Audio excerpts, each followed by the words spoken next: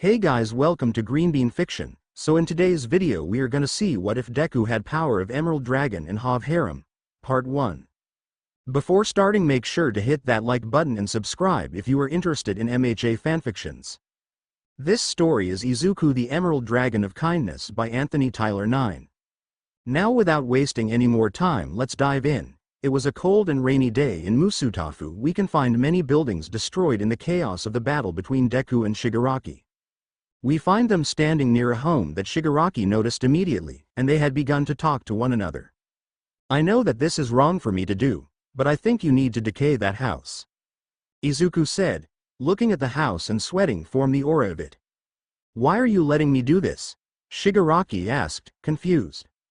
They were in the middle of fighting before they noticed the aura of the home that Shigaraki lived in as a child. Because I believe that it will give you peace knowing that you finally destroyed that house you grew up in, Shigaraki. Also, I hope this makes it easier for me to turn you in. I want to save you, not kill you. Everyone wants me to kill you and all for one, but you killed him and now all I need to do is kill you.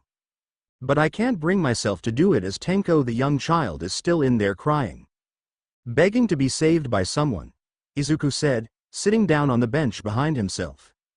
Unknown to everyone else, he holds his chest in pain as the quirk gear shift had been hurting his heart to use constantly. He needed this breather if he was to continue to fight Shigaraki at full power. Well, aren't you quite the hero? Shigaraki said, walking up to the house and planting one hand on the walls of it. He stands there as a creepy smile makes its way across his face as it decays into ashes in front of himself. He then begins to think about Izuku's proposal, turning himself in so they could properly help him recover and maybe save him from himself. Deku, do you think that I might be able to become a hero? If I somehow manage to turn over a new leaf? Shigaraki asked, trying to see if he could reclaim his dream from his childhood. I'm not going to lie, Shigaraki. Many people wouldn't want you to be a hero, but I personally think that if you could work on changing your ways, and be better than you were, you could become a hero, Deku said, staring into Shigaraki's eyes. Red eyes meet emerald, green eyes, and they stared at one another when Deku stood up and pulled quirk suppressant cuffs out and hands them to Shigaraki. Shigaraki stares at the cuffs and wills his quirk to suppress itself within the cuffs. Deku stares at him before stating some words of encouragement. I will try to make sure that you get out once you turn over your leaf and start anew. I will advocate for you becoming a hero, Tenko.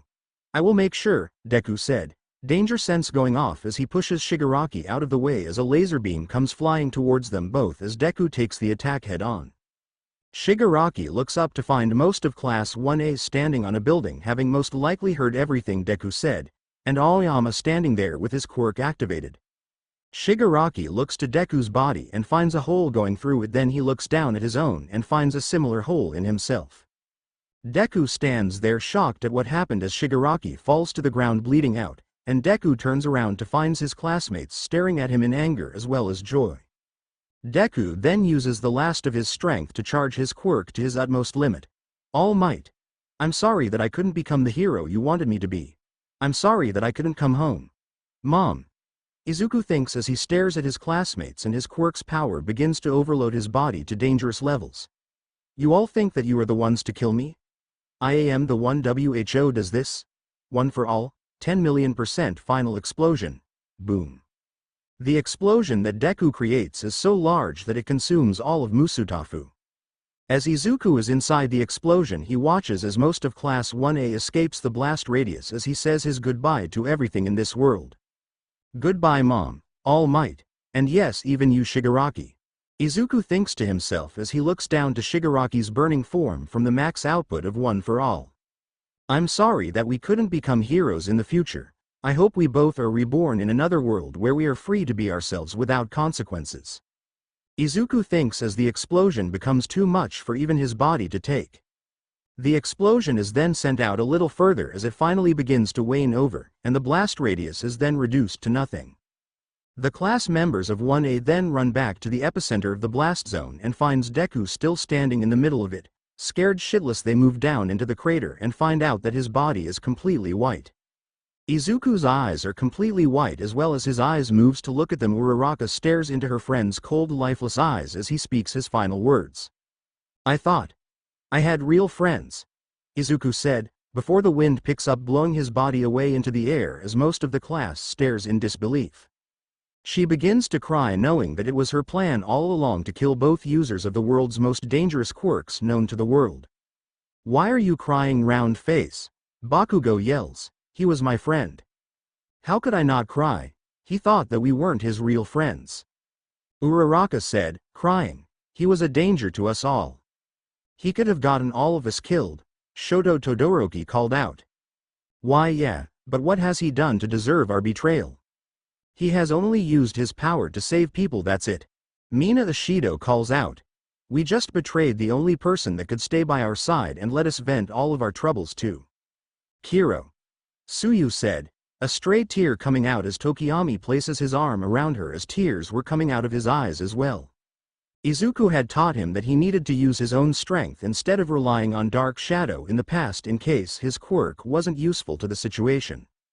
It seemed like Uraraka, Mina and Tsuyu were the only ones who cared about Izuku as they cried over his death and words. He was truly alone in this world without any real friends, and that hurt the most to the three individuals with Tokiyami being neutral. Meanwhile, the spirit of Izuku Midoriya was watching the scene play out as he found remorse in Uraraka, Tsuyu, Mina and Tokiyami, with some neutral characters staying out of it. He watches as those four cries over his death as his once best friend stomps on his ashes, laughing in joy and happiness. Soon the spirit of Izuku's soul moves on to another plane of life as his soul goes to be placed in the wheel of reincarnation. But someone notices his kind soul as well as his hurt in his heart and takes it to another universe to live again. The same is said about Shigaraki's soul. In the high school DxD universe, Great Red was watching the many other timelines of his universe as well as paying attention to the universe that was the sister to his. It had an Earth that had superpowers for 80% of the population, as well as watched as one of the only people in Japan without a superpower made his journey to become one of the best heroes out there until the betrayal of his allies and is killed by them. But oddly enough, he doesn't bear any ill will to any of them. He is truly at peace, as if he wanted to die the entire time. So, he gives his soul some peace as well as gives it a new body to serve as its vessel in order to live in his universe. He also takes the soul of his eternal enemy Shigaraki as he saw some good in the man and made him the opposite of Izuku. Izuku would become the dragon of kindness as compassion, while Shigaraki would become the dragon of destruction as well as fury. They would be twin dragons like the heavenly dragon twins Diedrich and Albion. But Great Red didn't think the duo would become as strong as those idiots of dragons. Those dragons may have had millions of years of wisdom as well as knowledge, but they were just mere meatheads that wanted the thrill of battle and found it in each other. Using his flesh, he made dragon bodies for the two boys entering this world, and placed their souls inside and teleported their dragon bodies in two eggs inside one of the female dragons in the dragon's territory that Tannen governs.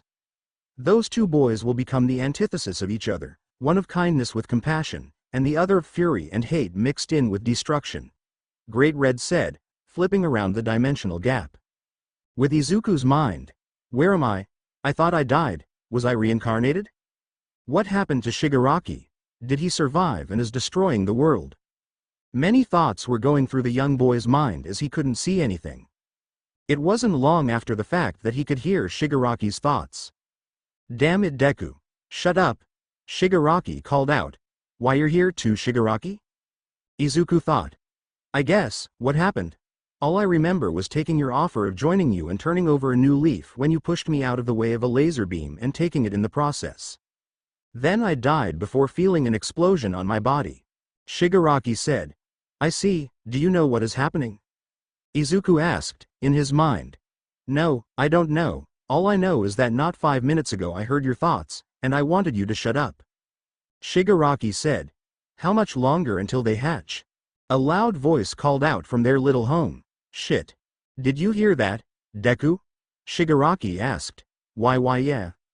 I'm scared, Izuku said, inside his little home shivering. Soon they both noticed that once they shiver their home moves. They began to shiver more as the home begins to crack up above them, and soon some light enters their home, and they are introduced to new smells. What is going on with my smell? Izuku asked, mentally.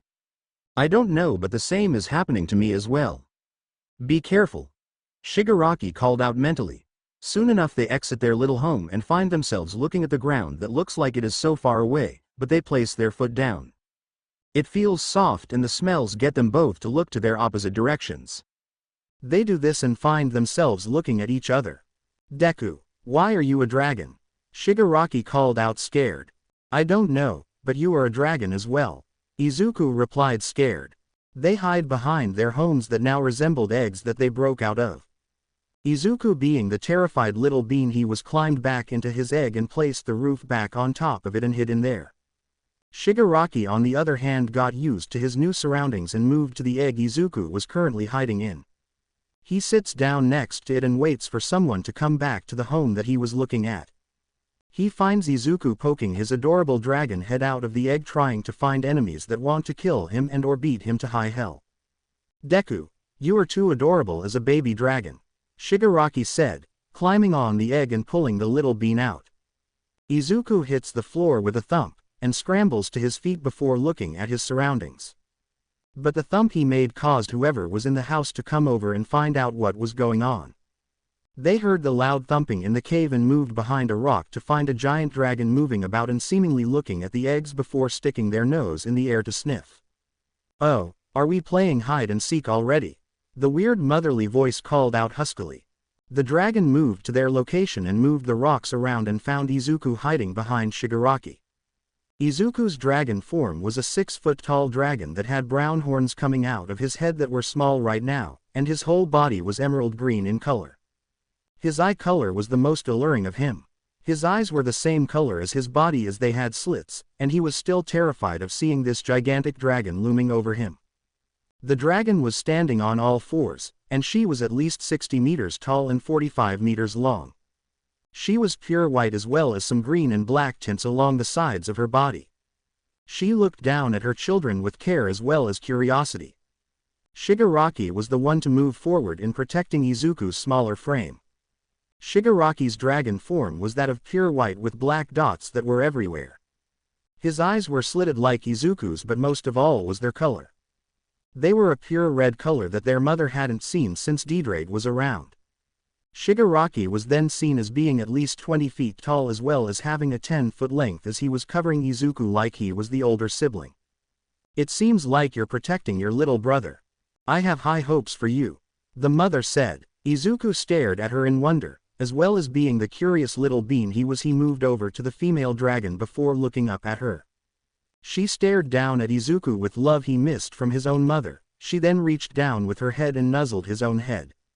A mother's love was what they both missed, as Shigaraki moved closer as well to rub his own head on her as well.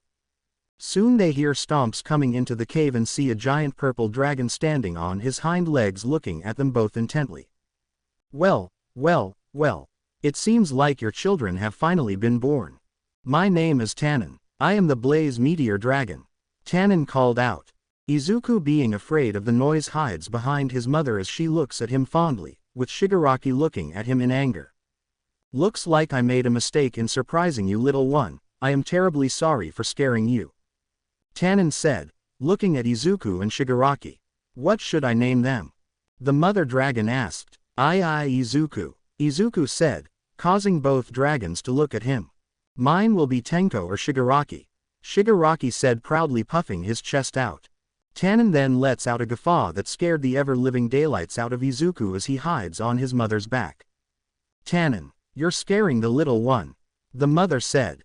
"Sorry Petunia, I was just laughing at Shigaraki's guts. You will need to bring your strength up in order to beat me, little one," Tannen told Shigaraki. "I take that as a challenge," Shigaraki called out, pointing his scaly finger at him. Izuku was just becoming more and more scared by the second. First he is reincarnated as a dragon, now he has a dragon mother, and seemingly a dragon father that is actually here this time. What's next? The other mythological creatures of history are real. Yes, they are indeed real, Tannen said. Izuku looks at the giant purple dragon in confusion as Tannen then stated that Izuku mumbled out his thoughts and Izuku's dragon form gained a noticeable blush of embarrassment. "Alright Izuku, we need to teach you and your brother how to fly." "Common," Petunia said, moving out of the cave with Tannen following closely behind. Izuku scrambled to follow with Shigaraki not far behind him. Izuku was outside of the cave with his brother Shigaraki, and they were training together. They were getting better at using their powers, but Izuku noticed that he couldn't use one for all anymore, and for Shigaraki he noticed that he couldn't use all for one anymore as well. They were getting better at using their dragon-like bodies though, so that was swell. Izuku decided to walk around the territory as he was exploring his new home. He found more dragons like him and they were very nice to him considering the fact that he was a dragon like them. While Shigaraki was training with Tannen, Izuku explored like a little kid at a park. He was walking around the place and found a tree with a weird fruit. He was about to check it out when Petunia arrived next to him and looked at his eyes. She noticed they were filled with curiosity. "Do you want one of the dragon fruits?" Petunia asked. "Dragon fruit? What is that?" Izuku asked. "It's a fruit that is completely rare in the underworld, and it only grows here in the dragon's territory," Petunia said, giving Izuku an apple. Izuku eats the fruit and gains an expression of pure bliss as he eats the rest of the fruit in his scaly paws. "Mom, is there more dragons in the world above? Are there more like us?" Izuku asked. "Yes, there are more dragons like us. But they have become evil dragons. The strongest one of them all is Crom Krauk, the Midnight King Dragon. He is as strong as Didrag and Albion in their prime," Petunia said, walking away. "How strong were Didrag and Albion?" Izuku asked, scrambling to catch up. They were in the top 10 most powerful beings in the world. They were the Heavenly Twin Dragons. They were respectively the top 5 to be specific. The only ones that were stronger than them was the Dragon Gods. It took the 3 factions of Christianity to defeat both of them. But the Dragon Gods above the Heavenly Dragons are called Great Red and Ophis," Petunia said. Izuku looked at her in amazement as well as awe. "You sound like you met the Heavenly Dragons," Izuku states. "I did, although they fought over who would get to mate with me. But alas, it was the Blaze Meteor Dragon Tannen that was able to mate with me to give birth to you and your brother Shigaraki," Petunia said. Izuku nods his little dragon head at her, now knowing who his father and mother are. But before they continue, Izuku asks her a question. Mom, are you going to die before we become adults?" Izuku asked. "What could make you think of that?" Petunia asked, concerned for her baby Drake. Well, I didn't want to tell anyone this but you. But my soul I isn't from here," Izuku said, scared. What are you talking about, Izuku?" Petunia asked, laying down next to him as he sits down in front of her with his head down in shame. I come from a world where there are superpowers given to people. And I was a hero. I was fighting villains when my own mom died due to a villain attack on my school," Izuku said, about to cry. Petunia looked at Izuku in the eyes and found tears about to come out. There was no way he was lying about this. She looked him in the eyes and asked him a question. "How did your mother die exactly?" She was killed by All for One's assassin. Hisashi Midoriya, Izuku said, crying all out now. Petunia then asked him one last question. "He was your father, wasn't he?" Petunia asked, receiving a nod from Izuku. He was an ally of All for One. A villain from 200 years in the past in my world. He sent my own father to kill my mom asterisk. I had to watch as my dad killed my mom in front of me. She looked so peaceful lying on the ground. Her eyes, they are what scare me the most," Izuku said. "They were dull and lifeless." Petunia asked, receiving another nod. "I won't die, not for a long time, Izuku. Much less be killed by Tannen, but I will make sure that you are okay," Petunia said, wrapping her tail around Izuku as he cried into her body. His mind was truly broken from the death of his mother in his world. He was holding this in for who knows how long. She bets not even his brother knows about this as he seemed more into destruction than anything. Not long after Izuku tells her about his world, Petunia calls over Tannen. "What do you need, Petunia?" Tannen asked. "Izuku had a talk with me, and it seems like his soul came from another world. Same goes for his brother Shigaraki. I sense fear as well as betrayal in his heart," Petunia said, as Tannen places his giant paw on Izuku's head to see his memories. As he watches all of Izuku's memories, he finds the world that Izuku came from and found his last minutes of his life in that world.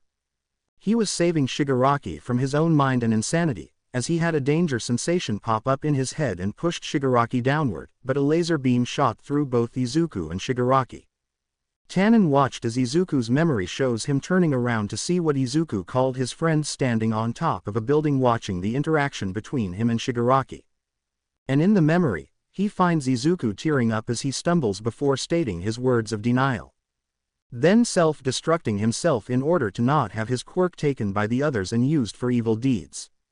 He also finds his last words very heartbreaking, in him apologizing to his mentor as well as mother for not being able to be the hero they wanted him to be.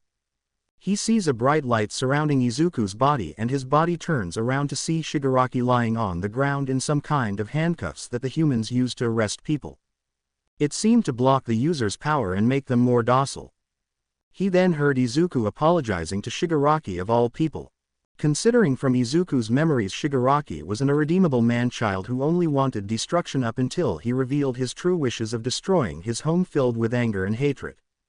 He then hears Izuku's last words to his so-called friends. "I thought you guys were real friends, looks like I was wrong," Izuku said, as a wind takes his body and throws it into the wind. Tannen then exits the memories of Izuku's mind and states, "I saw his memories, and he was telling the truth. But I didn't see him watching his mother dying." Tannen said, "Maybe it was too graphic for him to show. Maybe he didn't want to see it again," Petunia said, rubbing her head on Izuku, soliciting a reaction out of the young Drake. A flinch. This caused both dragons to look at one another in confusion. This would have to be put off until later, but they need to help his mind before he becomes an evil dragon because of his memories. A few weeks pass by as Izuku was running about in the territory as Tannen and Izuku were training him how to use his dragon strength as well as his dragon's power. Compared to any other dragon, his compassion as well as kindness was unmatched by any other dragon. He was an enigma in the dragon community. Dragons were prideful creatures that fought for fun, but Izuku only trained to become strong enough to defend himself as well as those he would love. He never fought for the fun of it, he fought to defend others.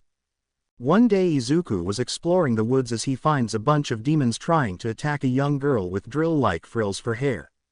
She was blonde as well as short, she wore a pink dress with frills near her legs and she looked to be his age. "We are going to be eating good tonight, boys," one of the demons called out, attacking the girl. She launches multiple fireballs at them, causing them to scream in pain and launch multiple red blades at her legs. Once they get lodged into her legs, she falls to the ground and backs up to a tree as one of the demons gets a better idea. "Hey, how about we rape her?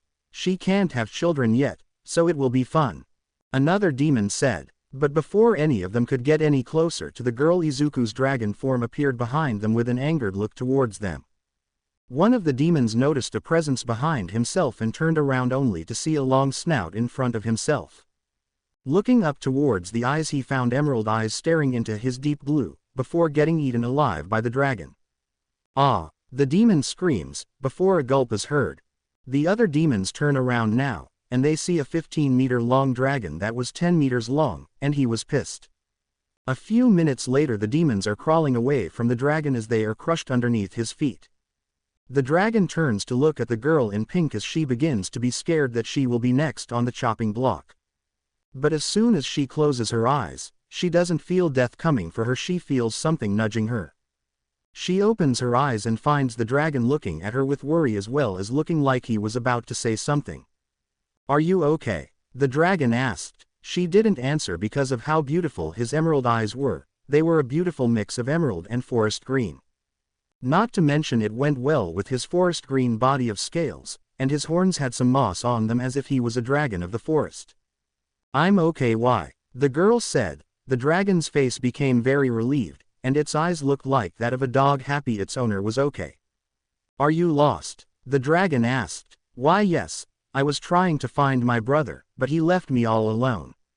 Now I can't find my way home," the girl said. "My name is Izuku, what is yours?" Izuku asked. "My name is Revel Phoenix, and I am of the Phoenix clan of devils." Revel now said, "Name revealed." I can take you to the estate where the Grimoire family live, and they can take you home. Izuku said, lowering his head for her to climb on. She looks at him in fear that he will kill her, but he snorts at her, causing her to run up his nose and sit on his head. Be careful, I fly fast, Izuku said, getting up slowly.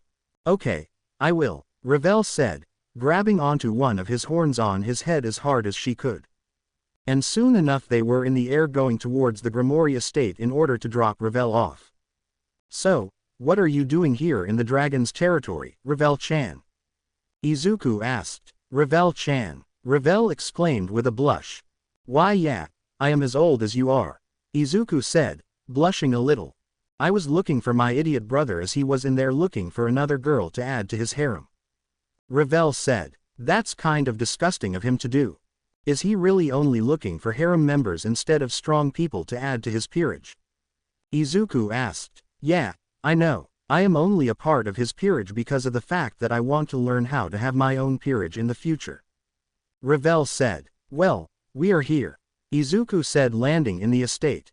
As soon as he landed, some of the people came outside, one of which being Searzek's Lucifer. We meet again, Izuku, what happened this time? Searzek asked, curious. I found the little sister of Riser Phoenix in the dragon's territory looking for him. But she was attacked by stray devils, in the process. Defended her is what I did, and I brought her here so you could take her back to her home. Izuku said, lowering his head to let Revel off his head.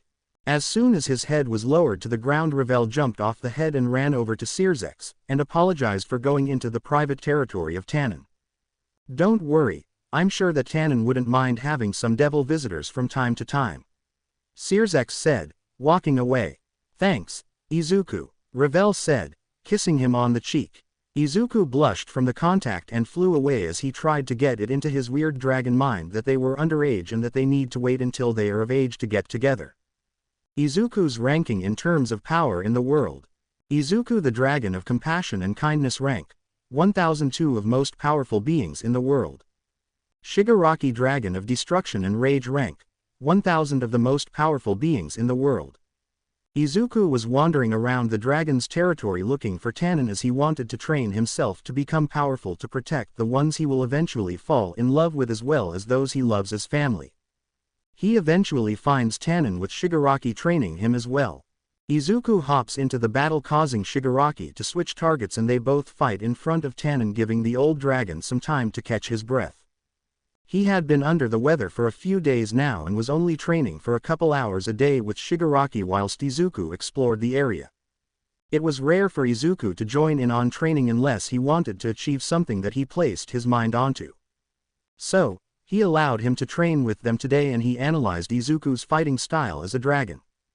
It was oddly mixed with many fighting styles that humans had made over the many years that they have been around on the earth. He was also surprised when Shigaraki had adapted to the fighting style Izuku had as well. It was almost as if they know how the other fights. And he was right, as they both dodges each other's attacks like it was nothing, as well as land hits that the other never expected. But what do you know, it worked. It was really nice to see them train together, and Tannen was happy that they were growing larger every day now. Shigaraki started at 20 feet tall and 23 feet long. And Izuku started at 10 feet tall and 15 feet long. Now they both were at least 100 times larger than they were a few years ago. Izuku was now 20 meters tall and 25 meters long and still growing by the day. Shigaraki was now 40 meters tall and 49 meters long, and like Izuku was still growing as well. He would rue the day when they reached his power level and surpassed him, and he would be happy for them. They are increasing their power by fighting one another as they are each other's perfect sparring partners. It was funny, one was smaller than the other but just slightly more agile than the other, while the other was more powerful but just a bit stronger than the smaller. Tannen could see himself in those two training to become the strongest they could be together, and he had seen their power as well as potential. Izuku had the potential to become as strong as one of the top 100 strongest beings in the world, while Shigaraki aimed higher and could become as strong as the top 10 of the strongest, maybe even reach the top 3. But enough about that. He noticed Izuku's body beginning to glow every now and then and thought something was wrong, but only really noticed it happened whenever he tried to do something to change his style of looks. And then it happened in front of everyone present. Izuku's dragon form disappeared and was replaced with a smaller human-like form that was 5 feet 5 and was showing decent muscles all over his body, not too big but not too small, just the right amount for a 15-year-old. It was here that Tannen had a good idea he could ask Circex. He called the super devil on his magic circle and waited for the man to answer. Tannen, what do you need from me? Circex asked, confused. Does your little sister still have claim on Kuo town? Tannen asked, curiously. Yes, now what do you want to ask? Circex asked, curious as well. I want to propose that she and Sona Citri share that territory with my son Izuku. He had done something that would be incredibly hard for most dragons at his age. Tannen said. What would that be? Circex asked. He knew that the aura of a dragon would be the hardest thing to get at a young age, but what did Izuku do? He gained his human form whilst training with his brother Shigaraki, and I want him to go to school in the human world. He may even befriend your daughter. Tannen said. My little sister already sees Izuku as a little brother, so she would be ecstatic to see him again. I can get it arranged for him. Circex said, happily. Thank you, Circex, I will repay you further down the line. Tannen said. Don't worry about paying me back, I will tell you about what is happening so Izuku can be prepared and surprise my little sister when he arrives. Circex stated. Tannen gives his goodbyes as does Circex and Tannen hangs up. He walks over to Izuku and Shigaraki calling off their training for the day and has Izuku walk with him. I am sending you to the human world to help Rias Grimori protect her land in Kuo town. I wish to merely have you watching their backs in the territory and take care of threats as well.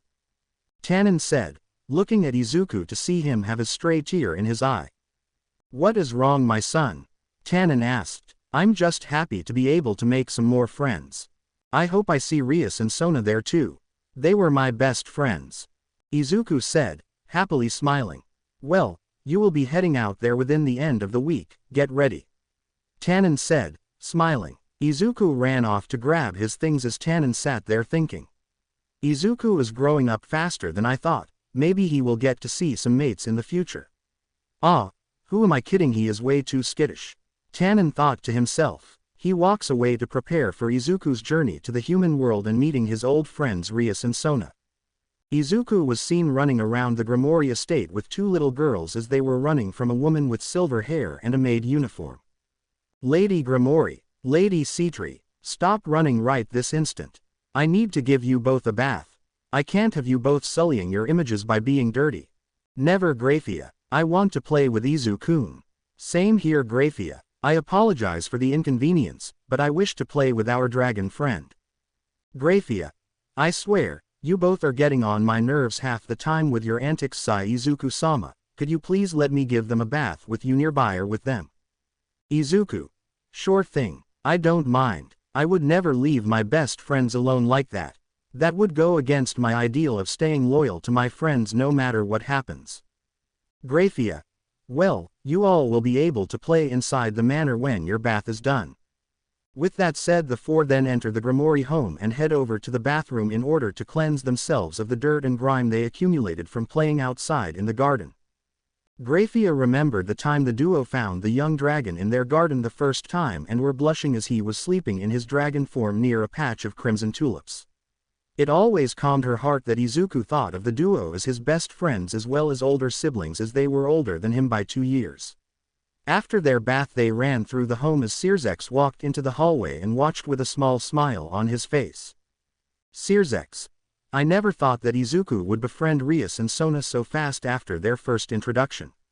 He must be a really behaved dragon to be able to be tamed by them so fast. Graphia. He wasn't tamed by them. Tannen told me that he was like this since birth. Circex. I see. Well, I hope that he will help both of them with opening themselves up to the other high-class devils soon. They haven't wanted to talk to their peers since they have him to hang out with. He is a good influence on them with his abnormally kind behavior. Graphia. I know, he has been very gentle with them whenever he is in his dragon form. When he first was here, he was merely 15 feet long while being 20 feet tall. Circex. Has he met anyone else of the high-class devils? Graphia. No, he hasn't. He has been very skittish when it comes to new people. He has been very hard to befriend because of his death from another world. Searsex. I remember Tannen mentioning that he was from another world with superpowers, but that he died. I never knew that. He had only told me he had memories from that world. What happened? Graphia. Apparently, he was in a battle with his brother there. He was a villain who went by the name of Shigaraki, and they were fighting to protect the future of his world. Not only that, but his friends of that world were watching his fight with Shigaraki, that when he was talking to Shigaraki, they thought he was betraying them and launched a laser beam through Izuku and Shigaraki. Izuku was furious in that moment of weakness that he just blew himself up to prevent his power from being taken away from his corpse, not that it could have been taken away. But he was very heartbroken as well as feeling betrayed that his love interest of that world had really planned his death for the better of their world. But he recognizes that it was done in case he ever went rogue or turned evil down the road because of the job of being a hero. But his heart would certainly be hardened but not turned away from heroism. That is just what his heart wishes to be. After hearing this, Searsex was angered by the betrayal of Izuku's previous friends, and when informed that the ones who regretted his death were the only ones who were against the plan in the first place cried at his death, he slowly lowered his aura of destruction. But he never forgot the words Graphia told him that Izuku said, before dying. "I thought you were real friends, I guess I thought wrong." Present time. Izuku could be seen walking around the human world inside the town of Kuo, getting used to the area around himself. He found the town quite lovable as well as thought it would be a good territory to protect with Sona and Rias. He wasn't against the thought of sharing the territory with either of them as long as they agreed to it when he got there. "I can't wait until Rias Oni-san and Sona Oni-san see me again.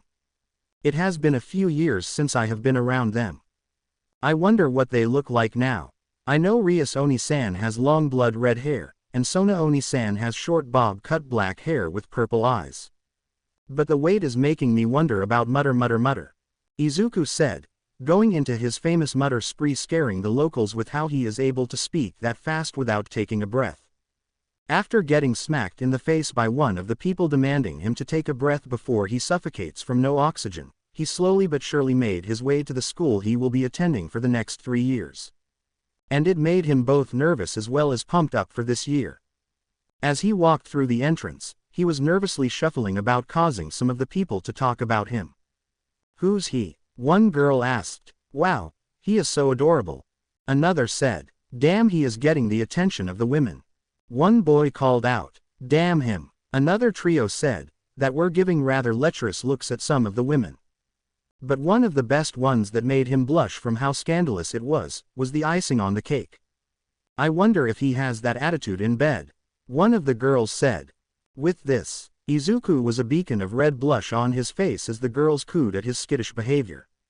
As the girls of the school squealed in delight at his embarrassment, it gained the attention of 2 women of the school. Sauna Shitori as well as Tsubaki Shinra, the respective student council president and vice president of the student council club. As Izuku was walking towards the principal's office, he was warned by some of the students that he should be wary of her, mainly because of her preference of children like him. He brushed it off as them trying to scare him off from getting information about his classes from her. Once entering the principal's office, he sat down in the chair closest to the door, feeling extremely nervous after seeing the principal. "Well, what is your name, little one?"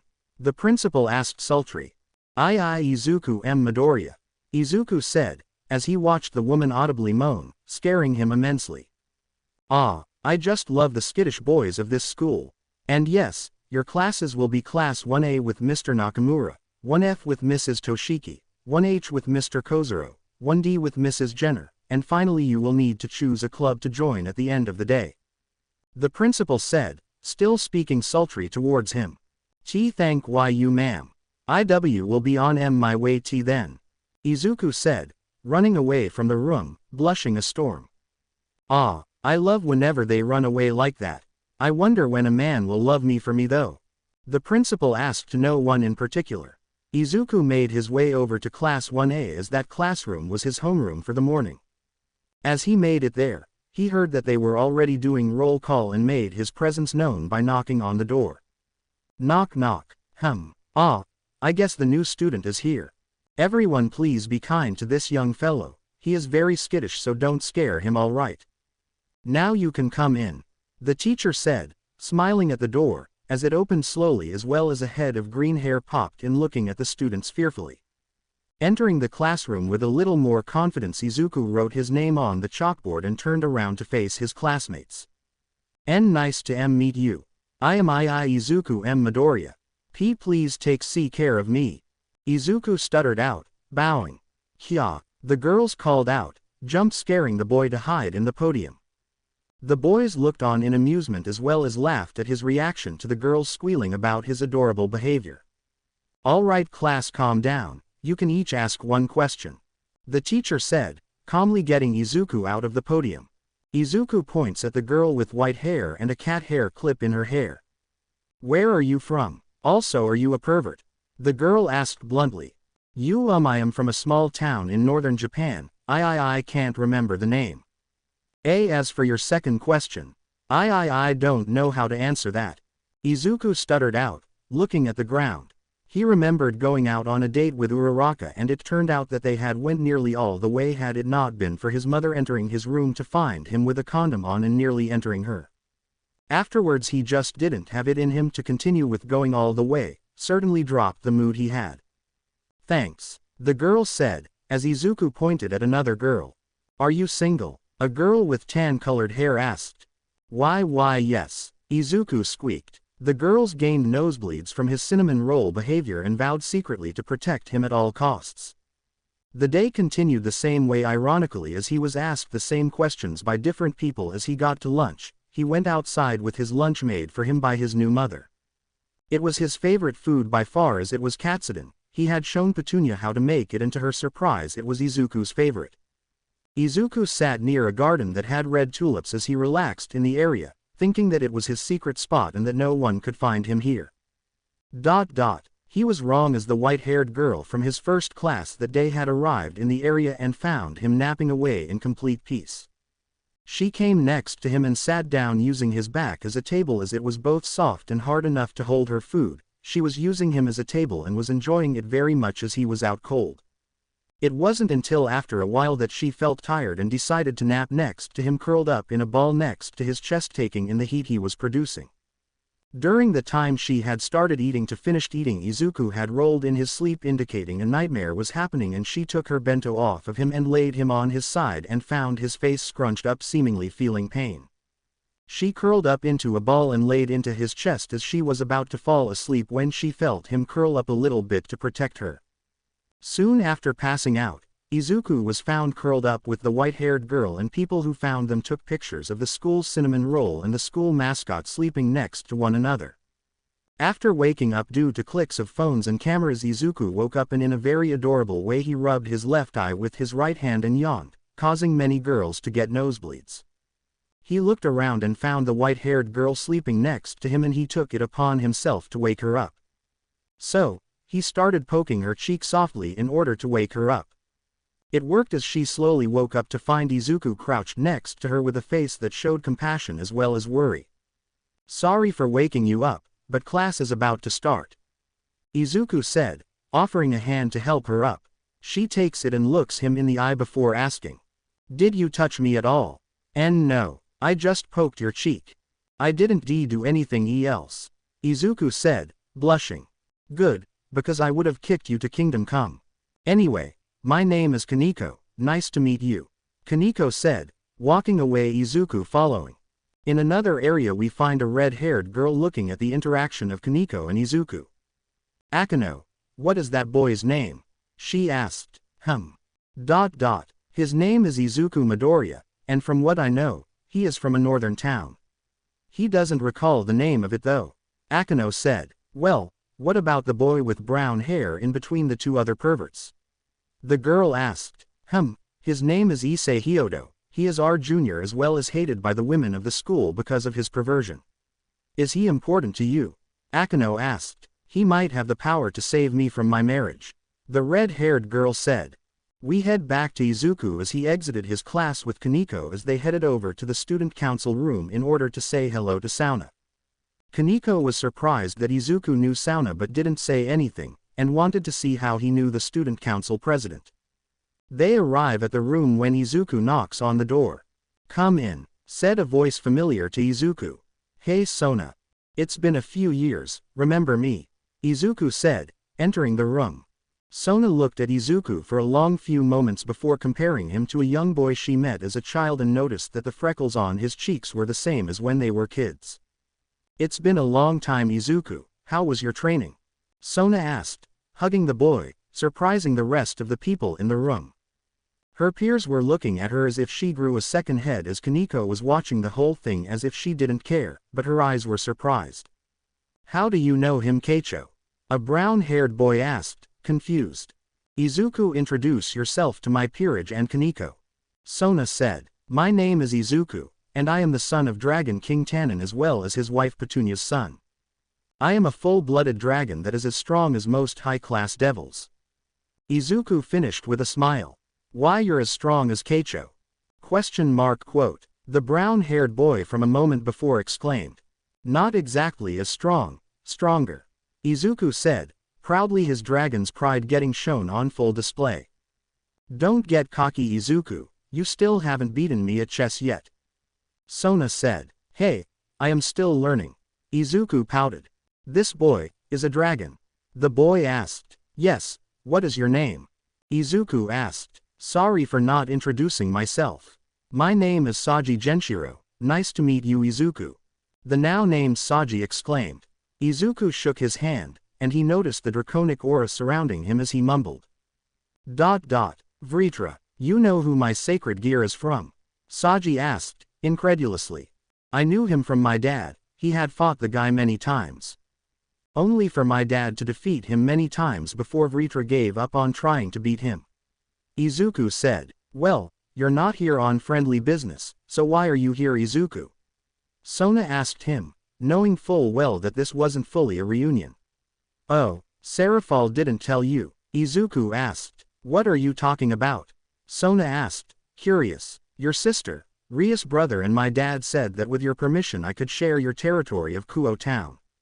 Izuku was walking to the school with Kaneko as they had gotten close the day prior. He was loving her company as he could tell that she was similar to a cat in terms of smell and presence.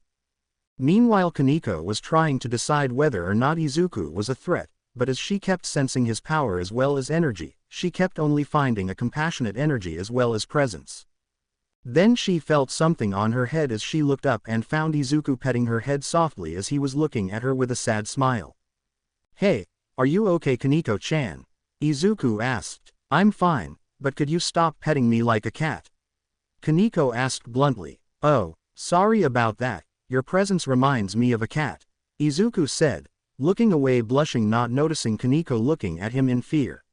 "Well, we better get going. We don't want to be late," Izuku said, walking faster to the school. "I better tell Bucho about him." Kaneko thinks to herself. Time skip. Izuku and Kaneko make it through the school gates. As they enter the school courtyard, they are met with the sound of 3 boys screaming for help. Izuku looks in their direction and walks over to them as he was genuinely curious about their antics and wanted to make sure that they are safe.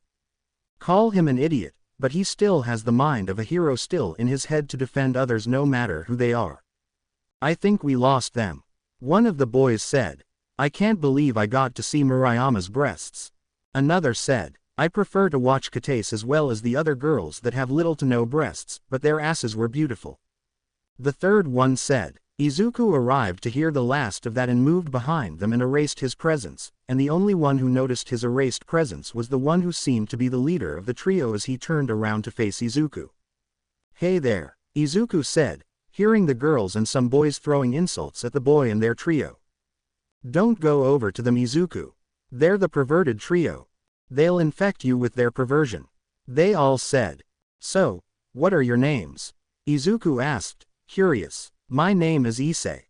This is Motohama with the bald head and Matsuda is the one with the glasses," Issei said, staring at Izuku. "Oh, well, could you keep your perversion in check at least a little bit Issei? I don't want you guys to get kicked out of the school for it," Izuku asked, genuinely worried. "Why are you asking us this?"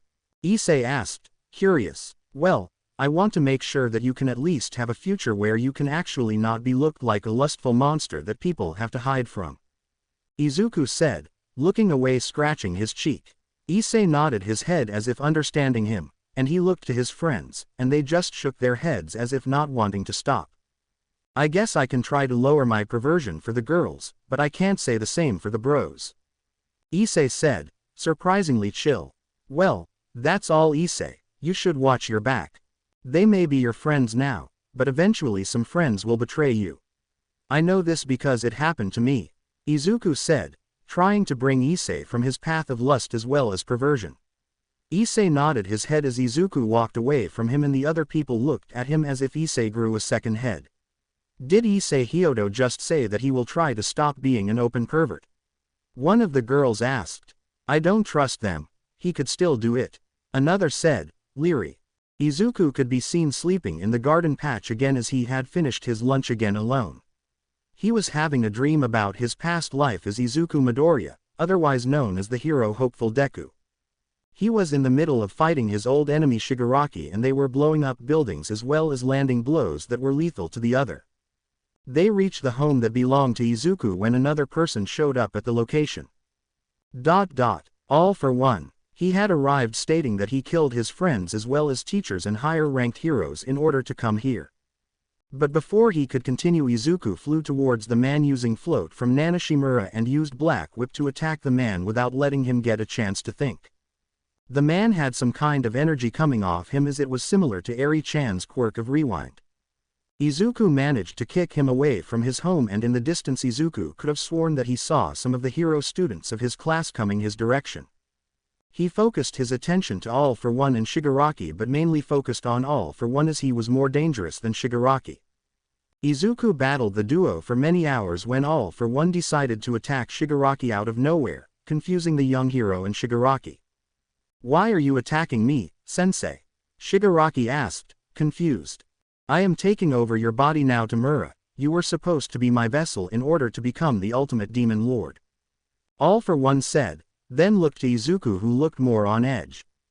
You are going to help me, son. All for One said, staring into Izuku's eyes.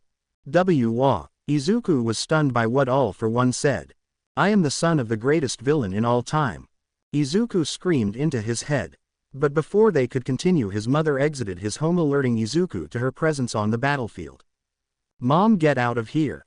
There are villains here, Izuku screams, getting her attention. But out of the corner of his eyes he finds All for One pulling his arms back to attack her, and as he flies down to defend his mother, she looks at him with a sad smile as he is engulfed in a large explosion. Okasan, Izuku screamed, flying towards the explosion radius. As he lands, he finds his mother lying on the ground, her body gone, just her head remained on the ground, staring into his eyes with her sad smile on her face. As she was slowly losing color in her eyes, she spoke to him. Don't cry for me, Izuku. Just keep your smile, she said, losing all color in her eyes. Izuku stared at her head and fell to his knees as tears streamed down his cheeks. His pupils dilated as they were trembling with shock, fear, loneliness, as well as rage. He turns to his supposed father, and his eyes are the most rageful that Shigaraki had ever seen. He stared at All for One and stated only 2 words. You're dead, Izuku mumbled, flying towards the demon lord and attacking him so fast that neither Shigaraki nor All for One could even see him, and Izuku kept disappearing and reappearing all over the place and managed to slam his fist into his face, disforming it again, but it just reformed because of Aries' blood coursing through his veins. This continued until Shigaraki entered the fray and started to help Izuku defeat All for One, but All for One had experience as he was trying to counter both but couldn't keep this up, and as soon as Izuku attacked All for One for the last time, his mother's face flashed into his eyes, forcing his body to wake up. Izuku woke up breathing heavily, only to find his eyes looking up towards one girl's face that he remembered from his childhood. Rias Gramori. Rias Pav. 10 minutes earlier. I was walking through the school when I got some information from Kaneko-chan about the new student in the school. She said that she felt a draconic presence in him. I was determined to get him into my peerage to help me get out of this marriage agreement that my family placed me in to get a new baby with the Bale's destructive power mixed with the power of the immortal phoenix. But as I made it to Kaneko, I found her breathing heavily as if she was in fear of something. "What's wrong, Kaneko?" I yell, gaining her attention. "Izuku-san has an aura of death and fear. I don't remember where he could be," Kaneko said, as I run off to find my kohai. I ran all over the school and finally found him in a garden of small red tulips as well as blue spider lilies. I ran over to find him shaking in his sleep, and his aura was definitely of that of a pure dragon. But what was he doing here? Was this his territory? I don't care, I need to calm him down before he hurts anyone else. I sit down and lay his head on my lap, and I begin to hear him mumble something. Mom. All for one. Why you're dead," Izuku mumbled in his sleep. I don't know why I began doing this, but I started to move my fingers through his surprisingly soft hair, and he slowly but surely began to calm down. As soon as a couple of minutes passed, he woke up breathing heavily. "Gah," Izuku breathed in. We sat there for a minute or two and he stared into my eyes, and when I saw his emerald, green eyes, I was reminded of a young drake I met as a kid. "When I grow old enough, I want to be your friend and defend you," a young drake with green fluffy hair said, proudly. "I look forward to you coming to my rescue, best friend," a younger me said. Izuku looked me in the eye and then he smiled happily as he seemingly knows me. "Rias, it's been years," Izuku said, hugging me, which I was stunned. He knows me. I thought to myself, do I know you? I asked him, only to receive an adorable pout from him. "I can't believe you can't remember me from the underworld," Izuku said, and as soon as he said underworld it all clicked. The draconic aura, the fluffy hair, the emerald eyes. It was Izuku, and he was old enough to be at school with me and Sona. "What took you so long to get here, Izuku?" I yell, in excitement. "You need to remember that I was only a couple years old when you first met me, Rias-chan," Izuku said. "Well, I need to have you meet my peerage mates." I speak. "If you are thinking about having me as your peerage member, I am too strong for you to reincarnate. But there is a certain red dragon emperor in the school you can reincarnate," Izuku tells me. "His name is Issei Hyodo, and he is a pervert. But he is trying to better himself in terms of perversion. At least he told me he would, but I know that it will take a while," Izuku told me, and I nodded my head. Third Pav. "Well, everyone, this is my old friend from childhood, Izuku. He is the son of Dragon King Tannen and his wife Petunia," Rias tells, her peerage. "Hello," Izuku said, smiling. Kaneko walked up to him and sat next to him on the couch. Izuku looked at her and started to pet her head. Wow, nobody has ever been able to do that to Kaneko without her punching them. Rias said, bewildered. "Well, I kind of see her as a little sister because of her looks. Also, I've always wanted a little sister," Izuku said. "So, what are you doing here, Izuku?" Rias asked, getting to the point. "Oh, Searsex and Tannen said that I would be sharing the territory with you and Sona, as long as you both agree to it," Izuku said, smiling nervously. "Well, we could use the help around here, and having a literal dragon here would be more than good enough to scare the fallen as well as stray devils from this area," Rias said, accepting the offer. "Thanks for allowing it, Rias," Izuku said. "Well, I guess I will see you all tomorrow," Izuku said, walking away. "See you tomorrow, Izuku," Rias said. Izuku waved his hand behind as he left through the doors as Rias made plans to make sure that Issei becomes her servant. Izuku was walking around the building of the main school as he was awoken by Murayama yelling at Hyodo for peeping on her once again. Izuku sighed as he knew Issei was trying to hold back his perversion, but this was ridiculous. Izuku walked over to the perverted boy as he slapped him upside the head, causing the boy to rub his head as he turned only to see Izuku standing there giving him a look of disappointment. "Issei, what have I told you?" Izuku asked, confusing Murayama. "What are you talking about, Izuku?" Murayama asked. "I told him to reel in his perversion a few days ago as he was caught peeping on you. But it seems like he can't keep his eyes off of the other girls," Izuku said, sadly. I'm sorry, Izuku. I will try harder tomorrow," Issei said, walking away feeling guilty. "So, Murayama, would you show me around the school today?" Izuku asked, blushing. Sure, Izuku. I would love to," Murayama said, trying to wrap her head over Izuku, trying to beat the pervert out of Issei. They would walk all around the school with Murayama telling him about how the school works, as well as making sure that she doesn't lose him, as he looked at the people in the school with a faraway look in his eyes. "Are you okay, Izuku?" Murayama asked, concerned. "Just remembering the memories I've had from my childhood. I've never had any friends growing up. Everyone always bullied me because of something I couldn't control," Izuku said, looking at the sky in remembrance. 15 years ago, in MHA Universe flashback. "I have always wanted to be a hero, but everyone had just left me behind and wished for my death," Izuku said, as he walked around a path that led to him meeting All Might. "For everything that I have done, I need to be there to show that I am still here," All Might says, looking to Sir Night Eye. "I always wanted to be acknowledged by someone that could just believe in me, so I could continue this dream of being a hero without a quirk. But there were more people telling me to just give up and try to live a normal life. But I couldn't. No person would want a quirkless person as one of their employees. But even then, there was no way to be recognized by anyone, as they would always underestimate my ability to analyze quirks of others. If there was anyone who could tell me this, it would be you, All Might. Do you think that I could become a hero while just analyzing quirks as well as being quirkless?"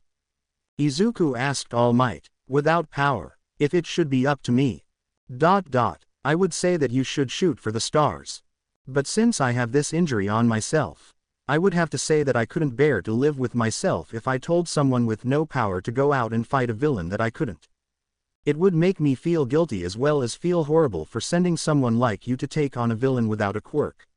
So, to answer your question, young man, no, I would think not," All Might said, walking towards a door. "Oh, okay," Izuku said, looking at the floor, tears coming from his eyes. "It's all right to dream, kid. Just make sure that it is achievable and not impossible. I hope to see you rooting for me in the future," All Might said, walking away. Flashback over. We find Izuku staring at Murayama with a stray tear in his eye as he tells her about the world he came from. She had stood there listening to his story from his past, of how his story as a hero in that world had began in that one moment. "Did you manage to become a hero?" Murayama asked. "I became what was known as a provisional hero, a hero that fights when other heroes give the permission to use our quirks. But no, I wasn't a hero in my world. I was relied on because of the power I held from my master in that world.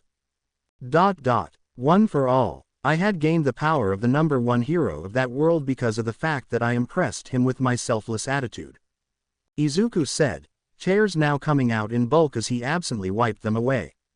"Wow, how did you come here then?" Murayama asked. "I was reborn as a creature that was once thought to be extinct or mythical.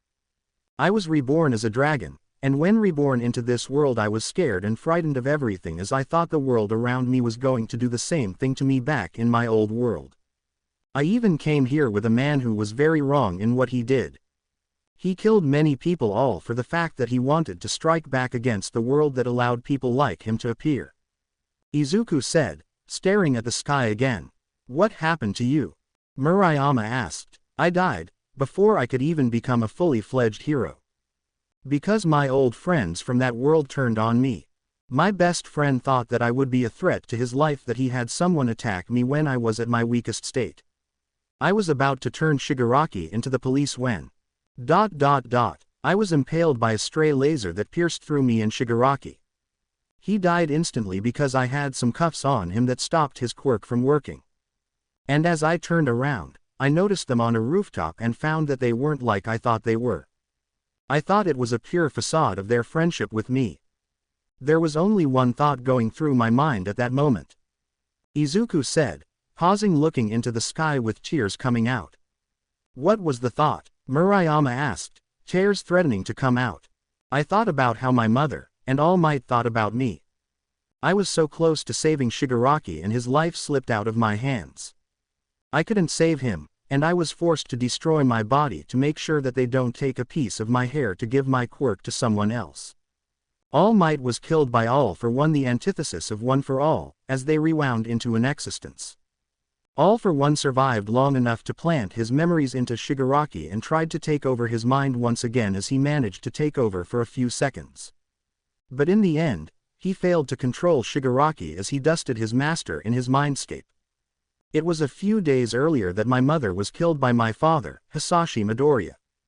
As it turned out, my father was an informant of all for one and used my mother's death to bring me out, and it did. I killed my own father because he didn't care about me or my mother. When she died, she told me to shoot for the stars and save as many people as possible to become the hero I had always wanted to be. But I couldn't even do that. So, I will become a hero here and save as many people as possible here, starting with Issei. He is completely confused about what to think about. He focused on your bodies because of the fact that nobody would ever love him, so he used that as a way to hide his real feelings. But if anything, I wish to become the strongest dragon in the world next to Ophis and Great Red. Izuku said, looking determined. Well, that was everything. He looked at Murayama's face and it told her that he should be broken mentally but is still fighting to make his dream a reality. So, is there anything else you want to say? Murayama asked. Well, I have wanted to ask you out. Izuku mumbled. Sure, I don't mind. Murayama said. 2 days later, after Izuku asked out Murayama, Izuku waited in the city as he wore a greenish-blue t-shirt that had the word shirt on it, as well as wore a pair of pants that had the word shorts on them as well. He was told many times that his style of fashion was horrifyingly bad from his mother as well as his friends. His girlfriend Ochako told him that as well, but he was focused on what Murayama would be wearing to this date as he shifted from boot to boot. He wore his famous red high-top boots. As he waited for Murayama, he noticed that everyone was watching him and laughing at his fashion sense. Izuku chuckled at them laughing at his style, but he knows that the clothes he wears are incredibly rare in this world. But before he could delve into more of his thoughts, he found Murayama running to him in a yellowish-red sundress with brown boots with her cleavage showing as his face became red as he looked away. Sorry for the wait, I tried to wear something good, and my chest was too big. Murayama apologized. Well, it's fine, really. Let's begin the date. Izuku said, grabbing her arm with his. They walked all around the city eating food at the food court in the mall, getting some clothes for Murayama as she had told him that she wanted some new clothes, as well as watching a new movie called Murdoch from Hell. It was a really funny movie as it had many jump scares that caused both teens to jump into the other arms as they screeched quietly, from fear. It was nearing the end of the date as Izuku and Murayama walked into the park as they noticed someone that was very strangely not supposed to be there. 5 hours earlier, Issei Pav, I was walking with Yuma as we entered a store and I made sure to get her a gift. It was a small hair tie that wrapped around her wrist. It wasn't anything really, I just wanted to buy her something as she made me happy. For once I wouldn't be able to be alone in this world as my family have already given up on me getting married to a woman. We went to more places where we got some ice cream and Yuma had dropped some of her ice cream into her chest and I looked away respectfully. We went to the arcade and I got her a stuffed animal as well because one can't have too many gifts, right? I only wanted her to stay with me, so I did anything I could to keep her. But as we went to the park at sunset I noticed that Yuma was acting strangely as she wouldn't look at me but kept looking at her wrist as if she was looking at the time. I guess she wanted to go home. Hey Issei, could you do something for me to cement the date perfectly? Yuma asked me. Yuma looked like a black-haired woman with large breasts as she had the most beautiful violet-colored eyes as she asked me something that I thought she was joking about. Would you die for me? Yuma asked, with me looking at her confused. See, could you repeat that for me, Yuma? I think I misheard you. I asked, scratching my ear. Of course. Could you die for me? Yuma said as she transformed into a BDSM outfit that really left nothing to the mind to see, even my nose was bleeding from seeing her breasts. What the hell? I yell, she has wings. I thought to myself. Third Pav Izuku's location. Izuku and Murayama look on in horror as Issei was looking at something that Murayama was not able to see. Izuku then told Murayama to run home as he will make sure Issei is alright. As Izuku ran over to the boy on the ground, he saw what was making Issei shake in fear from the sight. It was a fallen angel and she had prepared a light spear in order to kill Issei. Izuku didn't know what was said, but he knew that he needed to make sure that Issei survived to live another day. Even he wouldn't wish death upon the hopeless pervert. So, He ran without his mind catching up to save the ironically perverted boy from death itself in the form of a fallen angel. Previously on Izuku, the Emerald Dragon of Kindness and Compassion. Izuku was walking towards a park with Murayama as his date with her was nearing its end, and they noticed that Issei is in the same park as they were heading over to. Izuku tells Murayama to leave the area as soon as possible, and heads over to save Issei from being killed by the fallen angel Rainier. Izuku was nearing the center of the park when he hears Rainier ask Issei a question. "Issei, would you die for me?" she asked condescendingly. I'm sorry Yuma, could you repeat that please? I don't think I heard you right." Issei asked confused. "All right, Issei, would you die for me?" Rainier asked condescendingly whilst transforming into her fallen form. What the hell is happening?" Issei yells. Izuku was running as fast as he could to get to Issei's location as he noticed the transformation of Rainier. Shit, he is going to be killed by her. Izuku screams in his mind. He makes it behind Issei as he manages to turn around to run away, and Izuku pulls him out of the way of the light spear that Yuma had made in order to kill Issei. "Who dares?" Yuma called out in anger. "Just something more powerful than you fallen crow." Izuku growls. Issei watches on as Izuku was slowly transforming into a beast that he thought was a mere legend as well as a myth.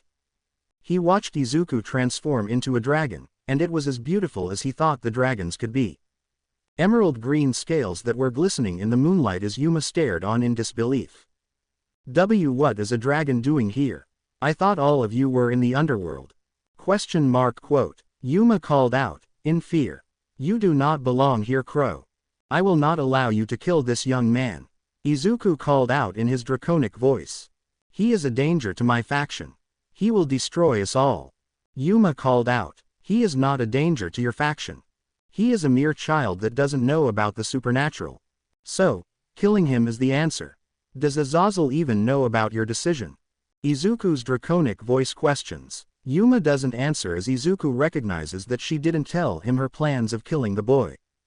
The dragon makes its move as it moves closer to Issei as the boy is now lost in terms of what the hell is even going on. What the hell is even going on? What the hell is a dragon even doing alive? ? I thought they didn't even exist. Issei screams, in confusion. "I need that human to die. He will get in the way of my plans." Yuma called out, launching another light spear at Issei, only for it to break on the wing of Izuku's dragon form. What? Yuma called out, in disbelief. "I can see that you will not stop coming after the boy, so I will have to kill you, Rainier of the fallen faction." Izuku's draconic voice said, staring at her now. "No. ? I will not die," Rainier cries out, flying away from the area. But that was until she felt a barrier in the area preventing her from escape. Prominence. Moyasu Dabanai. Izuku's draconic voice called out, blasting a full-force magma breath towards Rainier. "No. No. Og. Rainier cries out, dying in the blast. Issei is left stunned as to the power of Izuku's dragon form as Rainier was burning away from the existence of the world, but unknown to Izuku, Rainier managed to create a light spear and launched it towards Issei as he was too distracted to notice the spear coming for him. "Yeah, you got this, Izuku. HRRK. Issei grunted in pain. Izuku's dragon form finished killing Rainier as he turns towards Issei to see a spear through his gut. Shit, Izuku screams in his head. He exits his dragon form as he runs to Issei's side. "Issei, hold on buddy, hold on," Izuku called out to the boy, who was slowly losing consciousness. Izuku was trying to heal the wound that Issei had as his power was slowly going into the young, perverted boy. "Izuku, why are you helping me?" Issei asked, grunting in pain. "I needed you to be calm, Issei. I need you to stay with me. Save your strength," Izuku said, using his aura to heal Issei's wound. As soon as it was almost healed, a voice came out of Issei's left arm as it jump-scared Izuku. "So, this is my host. I am honestly disappointed in his low power. But it can be changed over time," a powerful voice called out. Drag, Izuku asked, in fear as well as awe. "I see someone remembers me. I am glad I wasn't reincarnated as a devil this time." Drag called out, "What are you doing in Issei's body?" Exclamation mark quote. Izuku asked, confused. I am a soul inside a sacred gear inside the boy. I was merely woken up by you placing your aura into his body. How did you get your aura anyway? Dedrag asked. I got my aura from training with Tannen. Izuku said, looking away. Well, thank you for helping my new host. With your aura inside his body, that will help him in transforming into a hybrid dragon and human. Dedrag said, getting ready to sleep. So, Dedrag, are you helping him attain his dream of being a harem king? Izuku asked, teasingly. My host is a hopeless pervert. Question mark. God damn it. Dedrag complained. Hey, I won't call you the Opai dragon. Izuku said, looking at the gear teasingly. The only thing he got from the dragon gear was a groan as he went to sleep after using some of the energy gained from Izuku and transforming Issei into a hybrid dragon, only being 50% dragon 50% human. Izuku brought Issei back to his home as he knocked on the door. Oh, what happened to Eyes? Issei's mother worriedly asked. I found him sleeping in the park, his date left him all alone.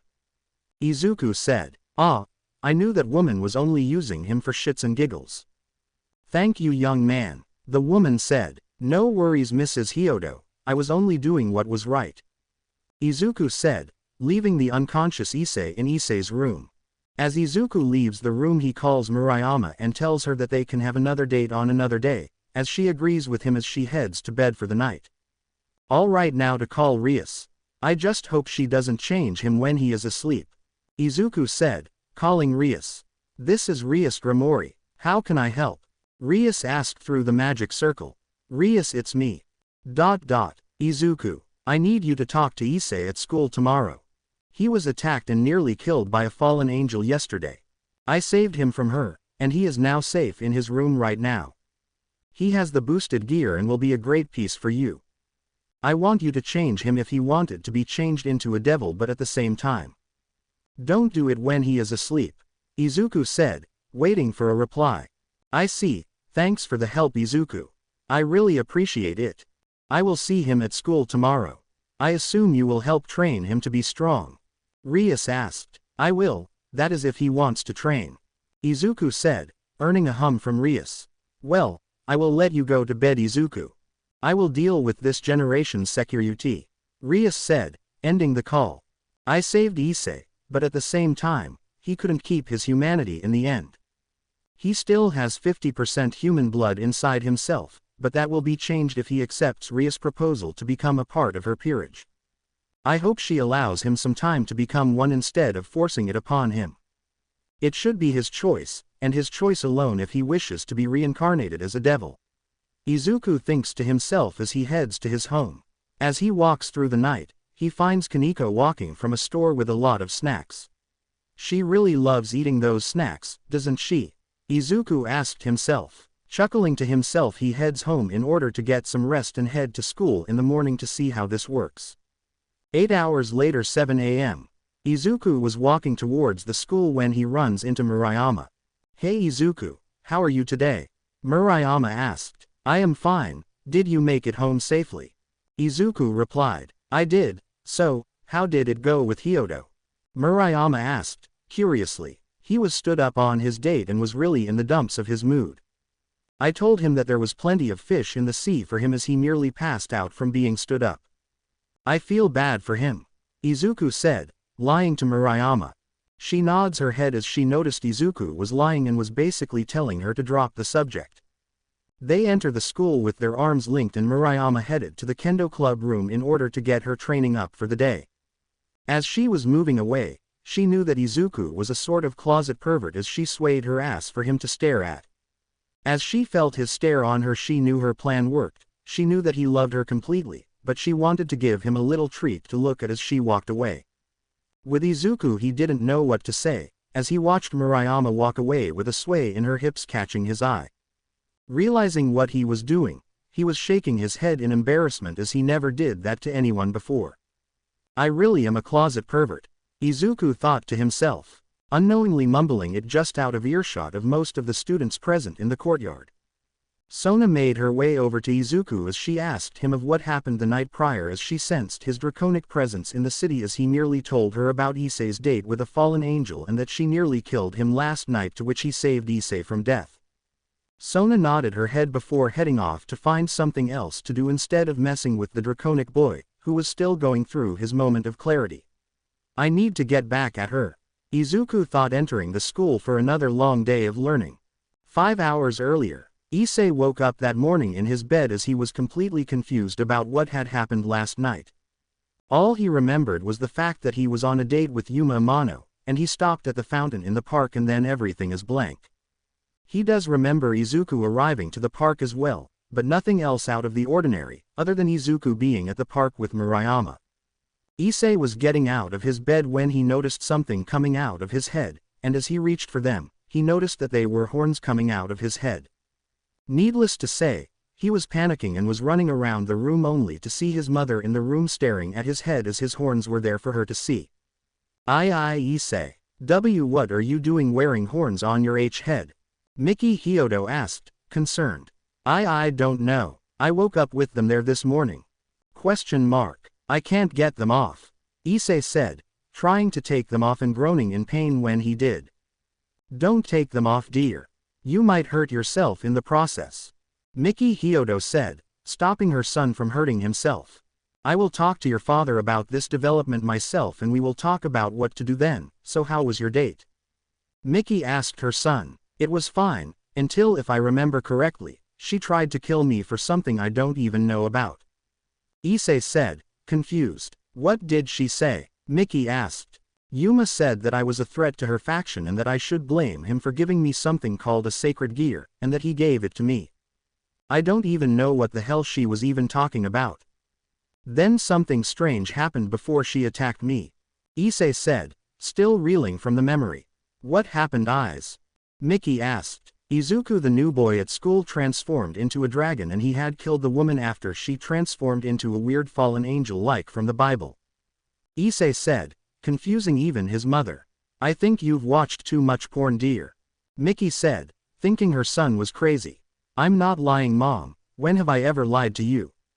Issei asked, and earning a nod from his mother as the duo went to their kitchen and talked to Goro Hyodo about Issei's predicament. So, you're saying that a woman asked you out on a date and tried to kill you at the end of it, only to be saved by that new boy at your school as he transformed into a dragon and the woman transformed into a fallen angel creature from the Bible and the dragon boy killed the angel? Goro asked. Yes, and I still am confused how Izuku found me there, Issei said, staring at the ground. I knew that boy was a good person getting you to slowly get rid of your porn, but to outright save you from death was a good thing, Goro said. What do you mean? You believe me? Issei asked. Son, I have been informed of the supernatural because of the fact that I am a devil, Goro said, revealing his wings. What does this mean, Dad? Issei asked. Well, I am a part of the 72 pillars of the Devil Society who were wiped out in the Great War between the 3 factions of heaven, Grigori, as well as the underworld, Goro said, calmly as if he knew this would happen. So, am I a devil too? Issei asked. Yes, I just took your presence away so that nobody would even know that you existed in Devil Society. I know how they deal with half-human, half-devil children as they are discriminated against highly, Goro said. Well, which devil house do we belong to? Issei asked, his mother having passed out from information 6 minutes ago. It's in our last name, kid. Hyodo was the name of my clan when I took it over from my father, Joseph Hyodo. He died in the war, forcing me to escape the underworld with my life and stayed here, and the reason that you're here alive now is because of the fact that devils don't have very good reproductive systems, which makes it harder to procreate. But since you have human blood in you, you can have a woman bear a child much easier. Not to mention I can sense a draconic aura inside you, meaning you have a draconic sacred gear, Goro said, surprising his son. What is a sacred gear though? Issei asked, confused. A sacred gear is a powerful tool, weapon gifted to humans as a form of protection from the factions as well as other supernatural species out there that will wish to have you on their side in order to gain a loyal outsider as an ally, Goro said, sipping his coffee. Well, thanks for the information. I will head to school today. I need to let this all settle in my mind, Issei said, I will let your presence be known to the world when you get home tonight. Guro said, as Issei walked out the door. 15 minutes later, third POV. Issei walked to school, and as he was walking, he was trying to figure out why his father never told him about this information until now. He was trying to protect us from the other supernatural creatures out there. He had to have done that, Issei thought before running into Izuku walking to school. Issei caught up to Izuku and began to strike up a conversation with the young man. Hey man, can I talk to you during lunch? I need to get something off my chest about something my dad revealed to me this morning. Issei asked. Sure eyes, I can talk with you during lunch. Why are there horns on your head? Izuku asked. I don't know, they appeared this morning. Issei said, still confused. We'll try to think about it disappearing and it might. Izuku said, watching as Issei did this and the horns disappeared. Are they gone? Issei asked. Yup, now let's head to the school. You've got to speak to Rias today in the Occult Research Club after school. Izuku said, receiving a nod from the boy. 4 hours later, Issei was walking to a lunch table as he found Izuku walking to a tree outside and followed him out there. As soon as Izuku noticed Issei following him, he sat down in front of a tree that was blossoming with pink flowers. So, what did you wish to talk about, Issei? Izuku asked, curious. My dad talked to me about what a sacred gear was, and he told me about the supernatural. Also, about me being half human, half devil, and how the Devil's Society frowns on hybrid devils. Issei said, sitting down. Well, that does happen all the time.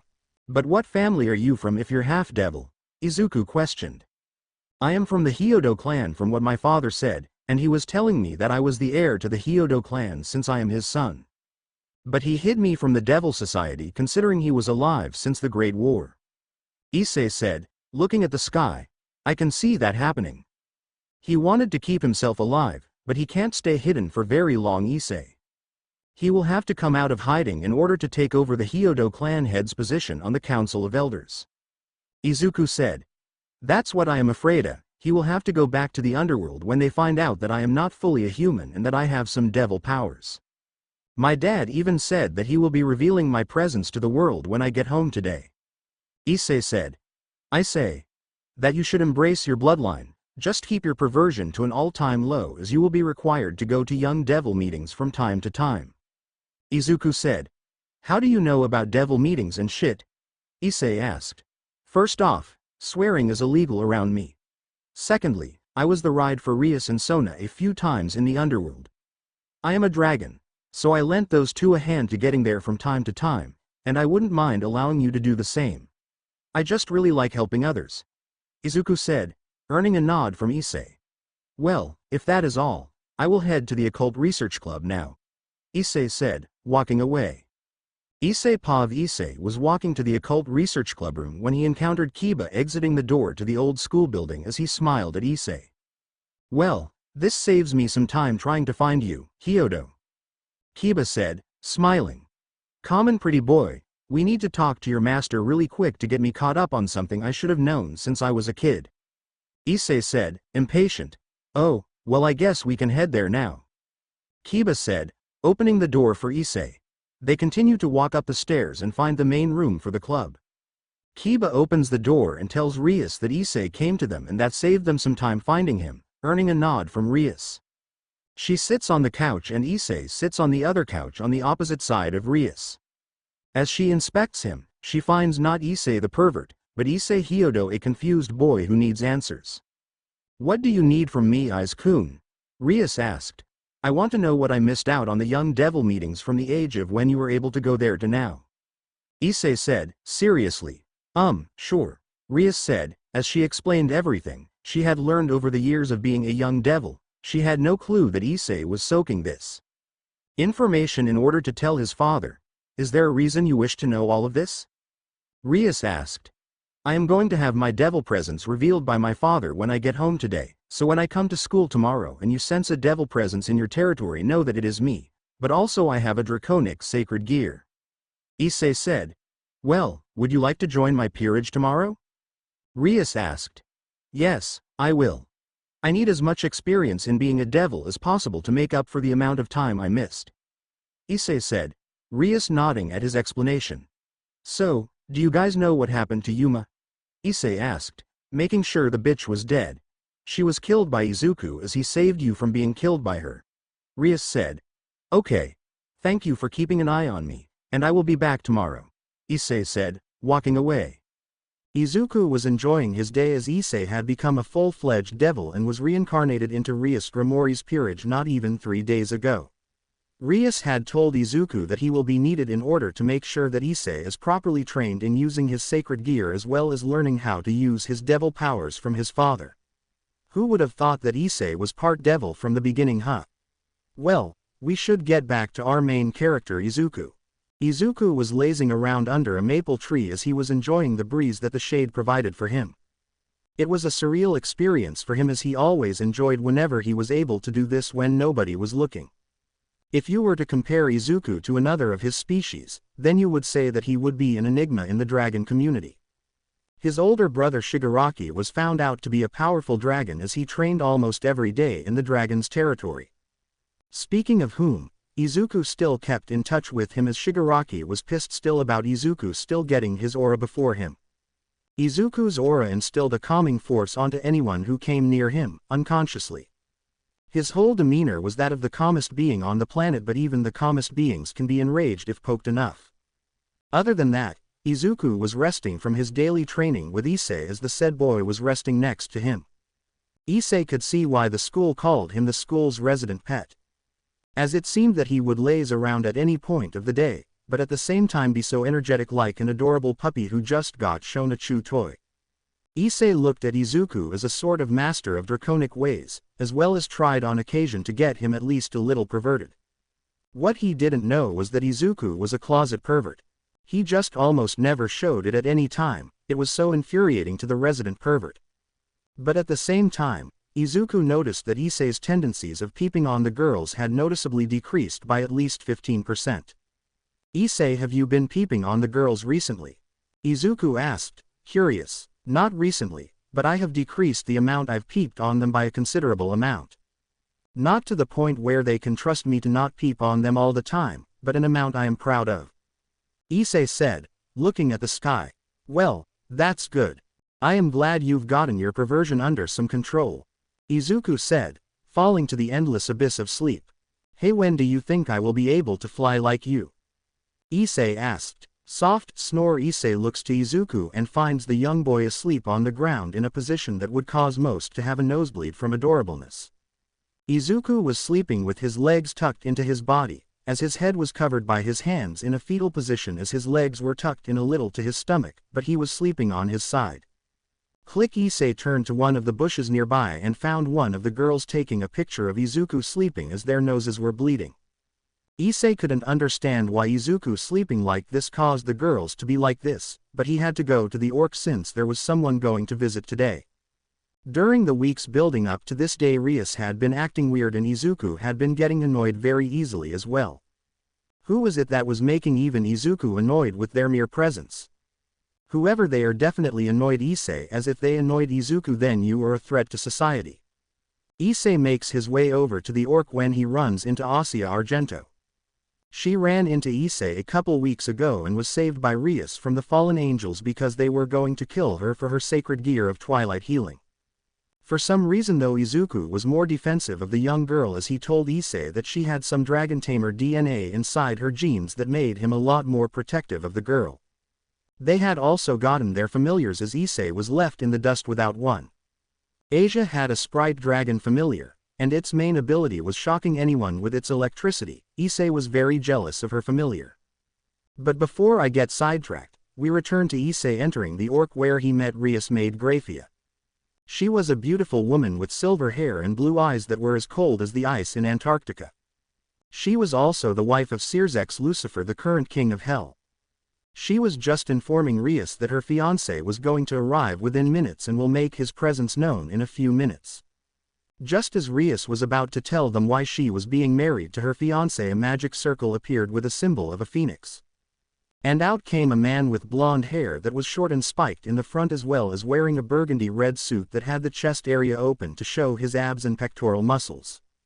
At this point Izuku entered the orc as he sat down next to Kaneko and shared some snacks, but the most defining feature of his face was his scowl as well as annoyed look he made to the man. The man in question had then chuckled at Izuku's look of annoyance and made his way over to Rias. "Riser has come to pick up his bride," Riser announced, joyously. "Looks like you're still referring to yourself in the third-person pompous prick," Izuku said, growling. "It seems like the dragon reject is still friends with my lovely Rias. We need to head to the underworld in order to get this marriage completed, my dear Rias," Riser said, only to be smacked away. "I will not marry you, Riser. How many times do I have to tell you this?" Rias yelled, smacking his hand off of her. "Still feisty as ever, my dear Rias, but if anything, the devil higher-ups announced for this to happen. If anything, I am merely listening to their request," Riser said, coyly. "I will marry someone, Riser." Rias starts. "Great, then let's go and get," Riser said, before getting interrupted. "But I will not marry you. I will marry someone who I come to love. Not someone who thinks that they are in the right to marry someone without their love returned," Rias said, sitting down on the couch. Issei was starting to notice Izuku's hand twitch as if begging Riser to do something more before putting the man in his place. "Riser, I would like to ask you to stop messing with Rias. She doesn't want to marry you, so she will battle you in a rating game.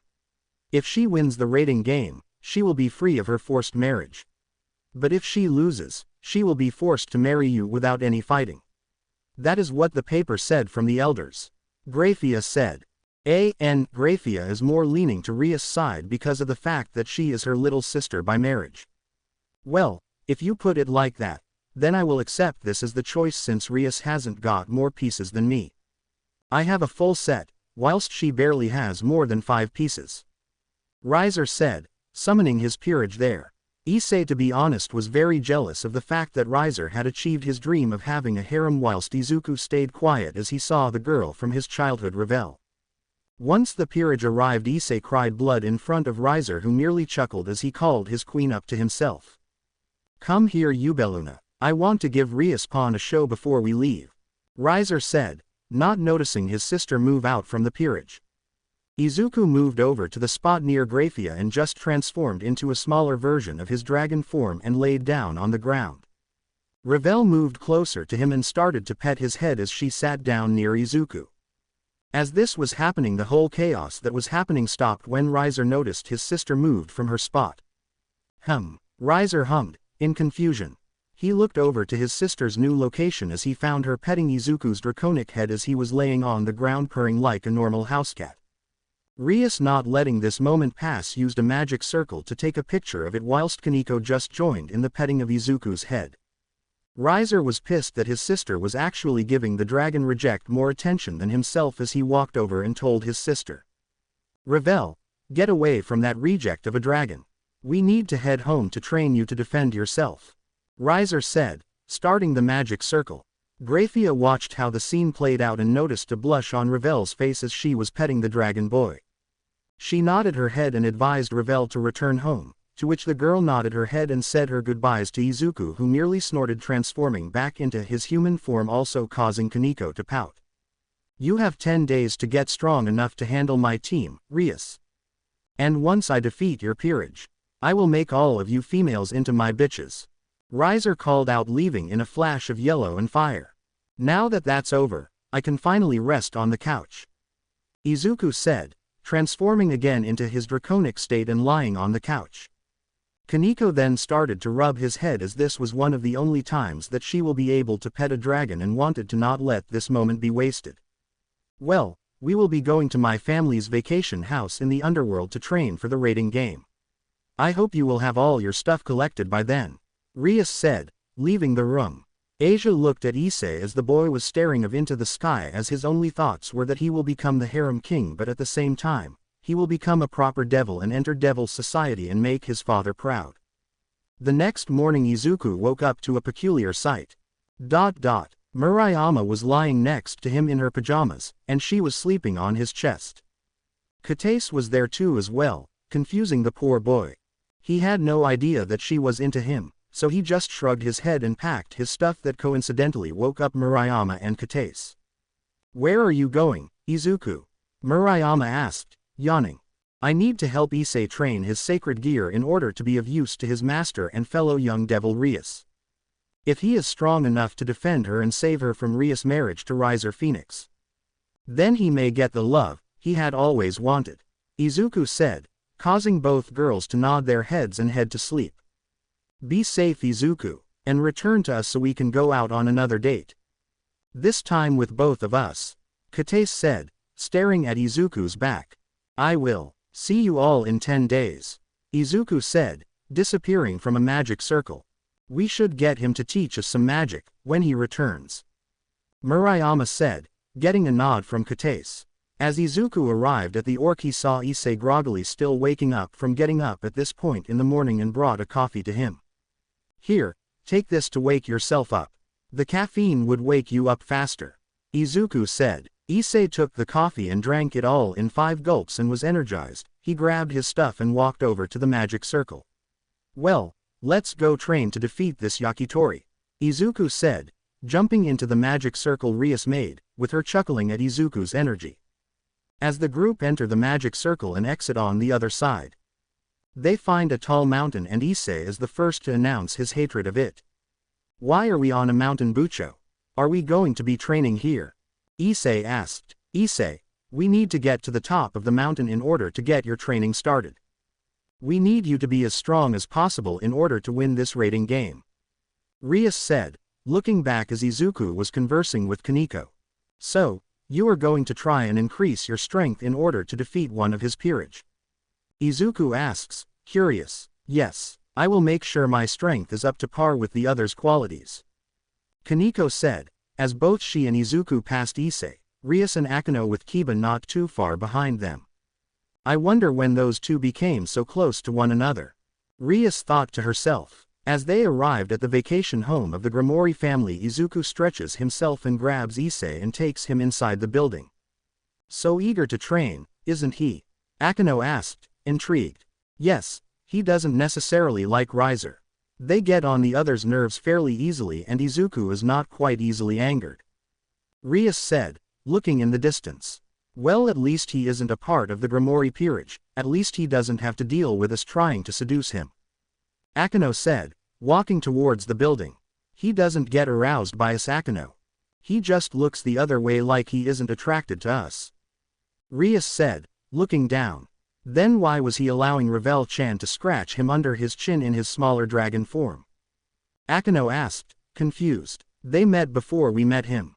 He found her in a forest lost looking for her brother. He doesn't like Riser because of the fact that he left his sister in the forest all alone to find him when he was at home the entire time, Rias said, looking sad. Well, since he likes younger girls, does he like Kaneko? Akino asked, clearly trying to tease Izuku since he had entered the room. If you are asking if I am attracted to Kaneko, then you're wrong. I in fact feel like she is a friend or something akin to a sister. Also, Rias, my brother is coming here tomorrow to make sure your pawn is up to par in order to defeat that yakitori shitbird, Izuku said, at the end of the sentence going a little Russian accented. Shigaraki is coming here? Akino asked, surprised by the notion of another dragon arriving. Yep, he will be assisting Issei with his training. He is many times stronger than me, so he will be the best help for him. Don't worry, he won't kill your pawn, Izuku reassured. Rias looked at Izuku in awe as she was getting all the help from her friend and she felt that he was helping too much. You know that you don't have to help us, you can continue your own devices as well as explore Kuo, Rias said, trying to make him leave. You won't get me to leave this easily. I know that you all need to be as strong as Riser or even stronger than him. I will make sure that he can defend himself at the very least. But Shigaraki will make sure that he will be able to defeat any opponent he crosses, Izuku said, looking over the mountain in the distance, feeling Shigaraki closing in on them. Well, if you insist, Akino said, chuckling. Soon everyone had changed into their training clothes and were lined up outside of the building as Rias began to say what was needed to be said. Alright, everyone is weaker than we need to be, so Izuku will be training Issei with his brother assisting to make sure that he is stronger than Riser. Rias starts, getting Issei's attention. You have a brother! Exclamation mark quote. Issei yells, surprised. Yes, and I will inform you now. Any funny business and he will blast you with his decaying breath. It won't kill you, but it will hurt like a son of a female dog.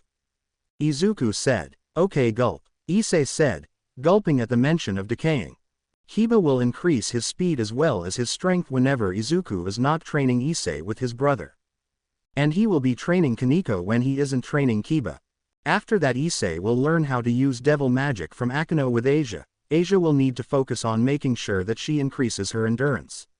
Rias said, as a loud boom was heard in the forest. That's us Issei, see you all in a week. Izuku said, grabbing Issei and flying off. Wait, why am I being dragged away? Buchou. Save me. Issei screamed as he was pulled into the forest. Well, you heard him. Kiba get to training. Kaneko said, walking into the forest as well. With Izuku and Issei. Izuku can be seen arriving in a clearing where his older brother Shigaraki had landed as he was staring at the forest in anger as well as annoyance. When I heard that you were training the Red Dragon Emperor, I thought that you'd be training someone stronger than you, not this perverted boy. Shigaraki said, annoyed already. Well, he is the Red Dragon Emperor, so we need to make sure that he is as strong as us or more powerful. And hey, if he becomes more powerful than me, he can be a great rival for you bro. Izuku said, fist bumping him. Let's just get this training started. Shigaraki said, staring into Issei's eyes, inciting fear into the poor boy. Gulp, Issei. 5 days later, Issei is seen running into the forest as he is dodging fireballs being launched at him from Shigaraki. He was dodging them when he heard that Didraig called out his best boost from the sacred gear. He had been charging his power as much as he could and increased his max from a mere 5 boosts to a whopping 35 boosts. He felt like he was stronger than everyone else and he released his most powerful attack. The dragon shot. It was sent flying towards Shigaraki in his draconic form and it lands as he blocks the attack with his arms. A dust cloud is shown in the area as Issei continues to run off knowing that if he stops Shigaraki then Izuku will appear not far behind. He had learned that Izuku was in fact 10 times weaker than Shigaraki since Shigaraki had trained harder than him and Izuku was more in the mindset of training when he needed to. But at the same time he trained when he had the chance, he just never had the time to do it with his duties to protect Kuo Town with Rias and Sona. During his inner monologue Issei is smacked away by a green-clawed hand and hits a tree not too far away. You did well for 35 boosts Issei. It's only a matter of time before you unlock Balance Breaker. Izuku praised. Thanks, but I feel like I can't defeat anyone when I get distracted. Issei said, looking away. Well, it's alright to be distracted by something. Just make sure that it's not on your mind when in the middle of a fight, you will be caught off guard and will pay the price. Izuku said, looking at Shigaraki. What happened to you guys? Are you in pain from a past memory or something? Issei asks, confused. You could say that for him. Shigaraki said, walking out of the foliage without a scratch. What happened? Issei asked, confused. When I lowered my guard, it was when I got my brother to not be a villain anymore. After I lowered my guard and placed the cuffs on him. I was betrayed by my old friends. Izuku said, looking away with a sad look. What are you talking about? What kind of cuffs are for a dragon? Issei asked. We aren't from this world. We are reborn into this one and are the children of Dragon King Tannen and the Dragon Petunia. Shigaraki said. There are other worlds out there. Wow, I wonder if there are any cute girls in that world you came from. Issei said, out loud. Izuku stared at Issei with a deadpan expression as he couldn't believe that perversion was still in the mind of the boy in front of himself. I give up, Izuku said, walking away. What happened? Issei asked. You just made him give up on someone. Be happy you made him give up, that is an achievement. Shigaraki said, proud of the perverted boy. What do you mean? Issei asked. I mean that in our world there was nothing that could stop him from turning an enemy into a friend. He even turned an ally who hid half of his power and made them use their full power in a tournament. Shigaraki said, before continuing. He was fighting me for months before he managed to get me to give up on villainy and side with the heroes. You just made the impossible possible, Shigaraki said, walking away allowing the boy to rest. Meanwhile with Izuku, just what is up with his head? Exclamation mark. I have been trying to change his views on the women in his life as well as making his perversion stop to a minuscule amount. And he just decided to think about girls from my world. Question mark single quote. Izuku raged in his head. He was really taking this boy's perversion and underestimating it since he thought the boy could be saved from it. To think that he had made him of all people give up on saving his life from perversion. And he had lost to that because it seems like that boy is the epitome of lust, and he could only think about one other friend that was killed in his world in his death. Minoru Mineta. He was extremely perverted and was always making a sexual joke to his female classmates as it was about to get to the point. He was about to report the boy for it. He was forced into a war against the villains and Shigaraki. Now that he was alone, he started to release his power and make it to where he could vent out his anger as well as sadness at not being able to save Issei from himself. His selfish desires were quite literally the only thing keeping the boy from attaining his balance breaker. He couldn't think of a way to get the boy to get the power without having him do something sexual in order to get it. If he gets that power and does it in the worst sexual way possible, he might get an aneurysm out of sheer stupidity.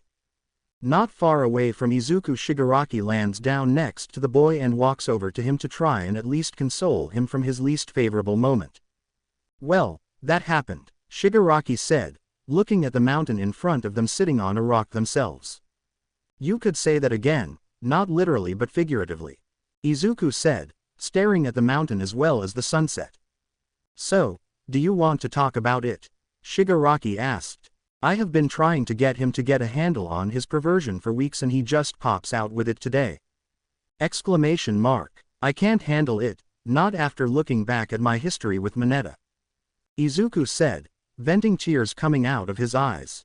I know, but if anything, that was the first time he mentioned a woman's breasts since he first started. So, I would like to say that it was progress. Shigaraki said, looking at Izuku's face. I guess, Izuku said, getting up. So, any one of the girls in your life like you? Shigaraki asked, teasingly. All he got was Izuku's deadpan expression that was slowly beginning to redden to the point he was about to steam from the redness. I have a girlfriend now, but she decided to enter a polyamorous relationship with me. I do have feelings for that Phoenix girl in Riser's peerage as well. But I don't know if she likes me as well. I saved her when she was younger, but it could be that her affection is because I am her savior. Izuku said, looking at the sky. Well, at least you are about to get some kind of love from your girlfriends when you return. Shigaraki laughs. Please stop teasing me, Aniki. Izuku cries out, red face and all. Izuku watches on as the group returns from their training as Issei was noticeably more muscular than when he first began his training. Alright guys, we have a few hours before the battle begins against Riser Phoenix. We need to clear our heads in order to be able to defeat him. Rias said, looking at her peerage. She found them looking at her with trust as well as confidence as they were prepared for their fight against the Firebird. She looked over at Izuku as he watched them with sad eyes. Is something on your mind, Izuku? Rias asked, the dragon boy. I am just worried. Issei is stronger than Riser and this fight might make him arrogant to not train further. Izuku said, getting her full attention. I will make sure that he knows that there are more powerful people out there so that he doesn't get arrogant. Rias said, placing her hand on Izuku's shoulder. I will watch with Sona here. I wish you luck in your first rating game, Rias. Izuku said, giving her a small smile. Thank you for your cheering. We will defeat Riser. Issei said, entering the conversation. Izuku looks at the perverted boy with a sad expression before looking out the window at the school. Are you okay, Izuku? I'm sorry about what happened during the training. Issei said, looking bashful. Don't worry, just please lower your perversion as much as you can. I don't want to know this generation's red dragon is an OP dragon. Izuku said, looking away, scratching his head. As soon as Izuku left the room, Issei looked towards Rias as she was getting ready to prepare them for the battle ahead and got serious. Alright everyone, Graphia will be arriving soon, and we need a plan in order to set Riser up for a trap. Rias said, as Akeno stepped beside her. Kiba-yu and Kaneko will set up traps around the orc when we arrive inside the barrier where the raiding game will be held. Issei will stay with me for a few minutes as he will need to be with me for that time frame before heading to the gym with Kaneko. Akeno will destroy the gym in order to take away the first place that Riser will take from me to gain the advantage. Asia, you will need to stay by my side for the entire time that the game will be going on, is that alright? Rias asked. Why yes, I will stay near you, Asia said, stuttering. Alright, let's be ready for the battle, Akeno said, staring at Issei filled with lust. Issei got a little embarrassed at being stared at but got a little perverted face as he noticed her lust, and a dopey smile appeared as he was in La La Land. Chuckling, Akeno walked over to the spot near Ria's seat as she began to do some papers before the battle began. 19 minutes pass and Graphia arrived in the room to take them to the arena that they will be doing the battle. Just after they left, Izuku returned with Sona as well as Tsubaki as they sat in the seat behind Ria's desk in order to watch the battle from there. Izuku watches as the group of girls and boy arrived inside the rating games version of the school, and Issei got confused immediately. So, this battle will take place in an area where Issei and the others have the home field advantage. Izuku said, staring at the screen. Yes, this is how Riser battles. He wants his opponents to have a feeling of safety in their place of knowing. Then he uses pure force as well as endurance to outlast the enemy. Not only that, but he has only been defeated twice. Both times were with him actually yielding the other way because he got something out of it. Sona said, watching the screen closely. What do you think is her plan, Izuku? Tsubaki asked, curious. Rias will be having Kiba and Kaneko head outside the orc in there and place fog as well as traps near the building in order to stave off any pawns or people who get near their base. Then she will release some of Issei's potential as a dragon-devil hybrid. But it will be this fight that Issei's heritage will be revealed. Izuku said, confusing the girls present. Issei's a devil-human hybrid. Sona said, looking at the dragon boy. No, he is a dragon-devil hybrid.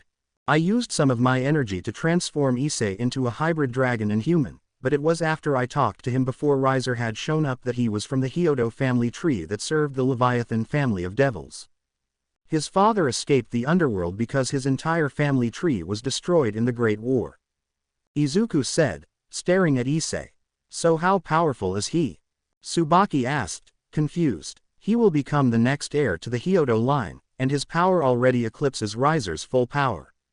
Not only that, but since he had some human DNA inside his body, he was able to get the boosted gear. Izuku said. Soon the voice of Graphia is heard in the world of the rating game as Izuku, Sona and Tsubaki listen to the strongest queen of the underworld. The rating game will begin shortly. Rias Gramori will be stationed at the Occult Research Clubroom, while Riser Phoenix will be stationed at the principal's office inside the main school building. Whoever defeats the king of each opposing party will win the rating game. The game will begin in 2 minutes. Graphia said, ending the communication. Izuku watches on in abated breath as Rias has done everything that he stated as Riser has yet to move his pieces. Alright, this is the beginning of the battle. I just hope that Issei is able to use his new power. Izuku thought to himself. Flashback 2 days ago. Issei was seen using his power in a completely new way as he used it against Izuku in taking his power by placing his power inside of Izuku's body before taking some of it. I never thought that you'd be able to use a skill that Albion mainly used, Issei. Izuku said, staring at the boy on the ground. I know, but you're just too strong for me. I have tried over and over again to take your power away from you, but nothing seems to work. Issei yelled, frustrated. Well, maybe you're doing it all wrong. Maybe instead of trying to take the power of your opponent away, maybe you should use that power you have to power up your ally. Izuku asked, as he watched the gears turn in the boy. Izuku knows Issei is far from being an idiot, the boy just needs to think in a different way, even though he was giving him a hint. I see, I need to boost myself in order to help my friends. Issei said. Issei continues on this thought as he has Kiba training with him today as they come up with a plan in order to keep Issei charging his energy in order to use it on Kiba. As it turned out, he could transfer his power to his ally when Kiba was out of energy and Issei was fully charged with 78 boosts. As it was completed, Issei slammed his hand on Kiba's shoulder and transferred his power to him, and they watched in awe as well as shock as Didrag shouted, "Transfer!" as Kiba was filled with power and launched himself at Izuku and landed a scratch on his scales. It was this moment that Izuku realized that he wasn't untouchable thanks to his scales and that he needed to be stronger in order to defend others as well as himself. Flashback over. Izuku watched as Rias released his hidden power that reached the point of which he could use Balance Breaker if by looking at his aura. Izuku's dragon blood was boiling at the thought of fighting the red dragon as well. He never thought about fighting for fun or improvement until he found out that he could be defeated. He had been training with them both in his human form as well since he wanted to make sure that he stayed ahead of both devils. Issei's power was natural as he was a devil and his power as a dragon was growing every day, and Izuku knew that he needed to get stronger before something else happened, so he decided to let his father know about his ambition to get stronger when this was over. As the game started, Izuku watched as Issei and Kaneko arrived at the gym in the middle of the school grounds and began their battle with Riser's strongest piece, his rook. His rook as well as 3 pawns were in the area, and Issei would be fighting the pawns whilst Kaneko fought the rook. Kaneko was as strong as Akeno in terms of strength as well as power. Izuku beat it into her that she can't run away from her hidden power as she can control it, she just needs to use her complete focus to keep her power in check. Kaneko will be using her Neko powers as this will be a change in the timeline. But she will not fall in love with Izuku, she will fall in love with Issei. As the fight began, Izuku watched as Kiba lured the pawn pieces of Riser's peerage into a trap where they were trapped with him. His speed as well as strength were increased during the training. Kiba learned that speed doesn't mean anything without the power to actually do damage. An opponent would be able to find out his weakness, and as the saying goes, a great offense is a good defense, and a good defense is an even better offense. This was all happening at the same time as Izuku watched with Sona, and the woman had a few things to say about Ria's plan of getting to Riser. She plans on taking Riser on by herself. Sona said, worried. I know, she hasn't even trained herself to use technique in order to overwhelm Riser. She had only increased her reserves of power. Izuku explained Sona's worry. So, will they win? Tsubaki asked, worried as well. If Rias goes after Riser all by herself, they will lose as soon as he attacks her and takes out Asia. Izuku said, if they lose their healer then that means that they won't be able to heal anymore. Tsubaki said, finally realizing the only flaw in Rias' plan. Yup, but Rias is only a young devil. She hasn't got the experience to fight her opponents to the point she knows what she is doing is suicidal against a firebird that heals any wound. Izuku said, as Sona agrees with him. It wasn't long before Issei defeated the pawns as well as helped Kaneko take over the gym. They get a call from Rias that Akeno would be destroying the gym and to get out of there, and Izuku watched as their faces became white as paper and get out of there. Soon after they left the building an explosion happened and the gym was gone. Issei gave Kaneko a high five as they continued towards the track and field. Just as they were moving, Kaneko noticed a presence nearby and pushed Issei out of the way as she was engulfed into flames as well as an explosion. The explosion reminded Izuku of a certain ash blonde from his world that caused him to unknowingly flinch. Sona caught this flinch and was concerned about his flinch towards the explosive queen of Riser. Had he met her before? Why did he flinch at her explosion? Sona thought to herself, damn, she got Kaneko. I hope her defense is bigger than she was when I first came here. Izuku said, worriedly. As soon as the smoke and debris flowed away it revealed Kaneko with burns as well as torn up clothes. Izuku released a sigh of relief, his little kitten was still okay. Wait, my little kitten, well, I did think of her as my little sister, so I can let this feeling slide for now. Izuku thought to himself. The battle continued as Akeno arrived to distract the explosion queen of Riser's peerage. Issei and Kaneko arrived at the track and field area and met up with Kiba as he had defeated the 3 pawns as well as a bishop. Well, it seems like Rias still has all of her pieces and can continue farther than Riser can. Sona said, surprised. It won't last long. Riser holds at least 2 Phoenix Tears as he can heal his servants of all injuries as well as making sure that they are back to full strength afterward. Izuku said, he's right, Riser has yet to use a Phoenix Tear. This might be bad, his queen or bishop could have it. Tsubaki said, watching the screen closely. It's his queen and his little sister that will have the Phoenix Tears. Izuku said, monotonously, how do you know? Sona asked, curious. He has never lost his queen in a rating game at all. Every time she was close to losing, she used her tears to heal up and defeat her weakened opponent. Izuku said, watching as Akeno was launching powerful attacks at the Explosion Queen as fast as she could. She is trying to defeat her opponent as fast as possible. Tsubaki said, watching on in abated breath. She will run out of power soon. She will then be blindsided by the queen when she takes her phoenix tear.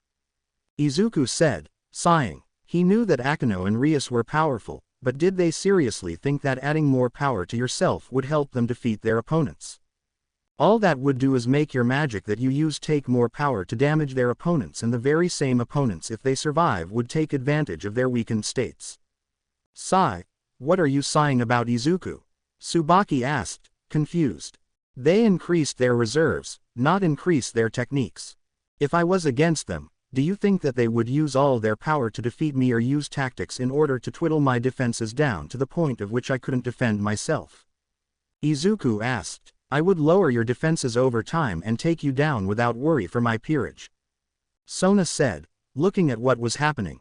This is a rookie mistake, as she is using her full power to defeat her opponent, and this will thereby make her out of commission to be defeated by the Explosion Queen.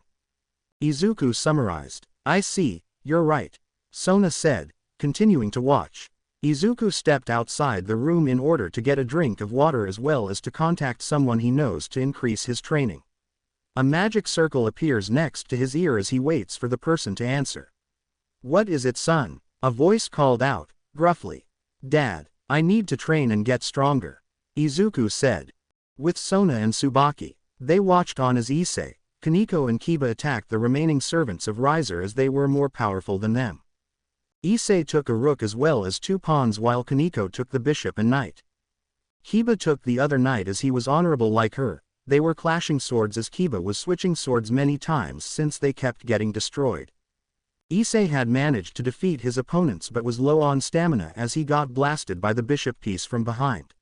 He turned around to find the blonde-haired girl with drill-like pigtails. As he faced off against her, Kaneko was defeating the other bishop piece with pure strength, although as soon as she landed the final blow to defeat her, she was defeated at the same time. Rook of Rias Grimori has been defeated. Grafia called out.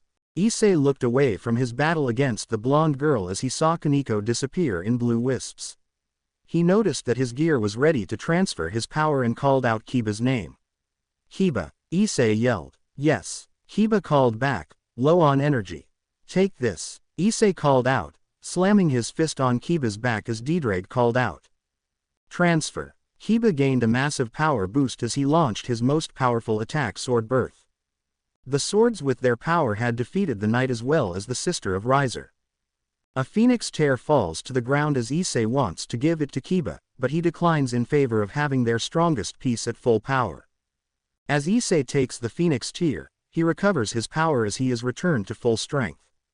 He and Kiba then head over to the main school building as he makes his way inside the building to promote himself. As soon as this happens, he and Kiba head to the top floor of the building and find Rias and Asia on the rooftop. Meanwhile, Akeno was standing over the body of Yubeluna, the Explosion Queen, as she grunted on the ground. As soon as she tried to take her phoenix tear out, she noticed that it was gone. What? She screamed, as she looked around. Akeno coughed, gaining her attention. You looking for this? Akeno asked, pulling out the phoenix tear. How did you get it? It was in between my chest. Yubeluna yelled out in fury. I grabbed it when we collided together in the sky. But as soon as I defeated you, I realized something. I was low on power, and you were going to use this to defeat me. So why don't I make this ironic and use it against you? Akeno asked, smugly taking the phoenix tear. As soon as she was returned to full power, she lowered her hand towards the woman as she released her full power on the downed queen. Riser Phoenix's queen has been defeated, Grafia called out in the intercom. As soon as this was heard, Izuku had returned to the orc as Sona and Tsubaki looked on with a smile on their face. What is going on? Izuku asked. Well, it seems like Rias will be winning the rating game, Sona said, smugly. Izuku looked on as he saw Akeno using the phoenix tear and defeating Yubeluna. Well, she actually can be sneaky, Izuku muttered. The battle continued as Riser was getting overwhelmed as Issei, Kiba, Akeno and Rias started to use their full power on his body, and he couldn't continue on with the fight. But he managed to defeat Kiba and Akeno before he was knocked out by Issei coming from behind with a vicious haymaker on the Phoenix's head. And there was the happiest thing that Izuku heard from the game in his entire life. Riser has been defeated. The winner of the rating game is Rias Ramori. Grafia called out. Issei was on his way to Kuo Academy as he overheard that his club was going to celebrate their win against Riser Phoenix. He was so happy that she wasn't slatted to marry that horrific man anymore, and now that he has lost to her, he will not underestimate their peerage again. He arrives at the school and sees Izuku talking to his older brother as he had come to visit, but something was off about Izuku. He was more submissive towards his brother than normally on the training trip. He was worried about his friend and moved over to talk to the boy. "Hey Izuku, how are you doing, man?" Issei asked, worried. "Oh, it's nothing. I was just telling my brother about you guys win against that yakitori shit bird Riser Phoenix. You don't need to worry about me, I will be fine," Izuku said, moving away from both boys. "So, Shigaraki, what is really going on with Izuku? I've never seen him this worried about anything," Issei demands. "He is going to be training with father soon. But there has been a Dragon King that has been on his mind lately, and she hasn't left him alone in terms of mating. Knowing that he will become stronger than father made her want to have his children. He just is overwhelmed at the moment," Shigaraki said, as he stared into Issei's eyes with his blood-red ones. "Oh, so he is having girl troubles. I never knew that he would be into women. He just seems so attached to Kaneko all the time since they look like siblings," Issei said. "Yes, it would be best if you left him alone. He never had this problem in our old world. He was just too focused on becoming a hero and save me from becoming worse than my father," Shigaraki said, walking away. Issei watches on as the brother walks towards the forest nearby and uses his magic to disappear from the human world. "I got to learn how to do that," Issei thought to himself as he walked to class. 5 hours later, Issei was inside the orc when he noticed Izuku's absence from the room altogether. "Hey, where did Izuku go?" Issei asked, confused. "Oh, didn't he tell you?" Rias asked, confused. "What did he do? Where did he go?" Issei asked. "Izuku returned to the underworld to train himself to become stronger than he was originally. He needs this, I think," Rias said, gaining Kaneko's attention. He said that when you and Kiba managed to damage his tough scales, he was actually fearful of his life since he had never been scratched by someone other than his mother, father or brother before you and Kiba. Kaneko said, worriedly. "Wait, so he was so strong that he thought he was invincible?" Issei asked. "Not invincible, but he did think that he was strong enough to defend himself should the reason arise," Akeno said, looking at Issei. "Wow, who is his father?" Issei asked. "His father's name is," Rias started. "Underworld, Tannen," a motherly voice of a dragon called out. The massive 15-meter-tall Dragon King appeared from around the house and saw his son Izuku standing in front of the door. "Izuku, it's been a while since you came home. How are you doing?" he asked in a gruff, scratchy voice. "Dad, I need your help," Izuku said, looking at his father. What do you need help with?" Tannen asked, curious. "There is no way he is thinking of asking me what I think he is asking me, right?" Tannen thought, curiously. It had been years since Izuku had trained with him since he was a little baby Drake, and seeing him now made him remember their times training together as well as traveling all around the underworld together. "Dad, I need you to train me again," Izuku said, pleading. "So, you wish to get even stronger than your current power?"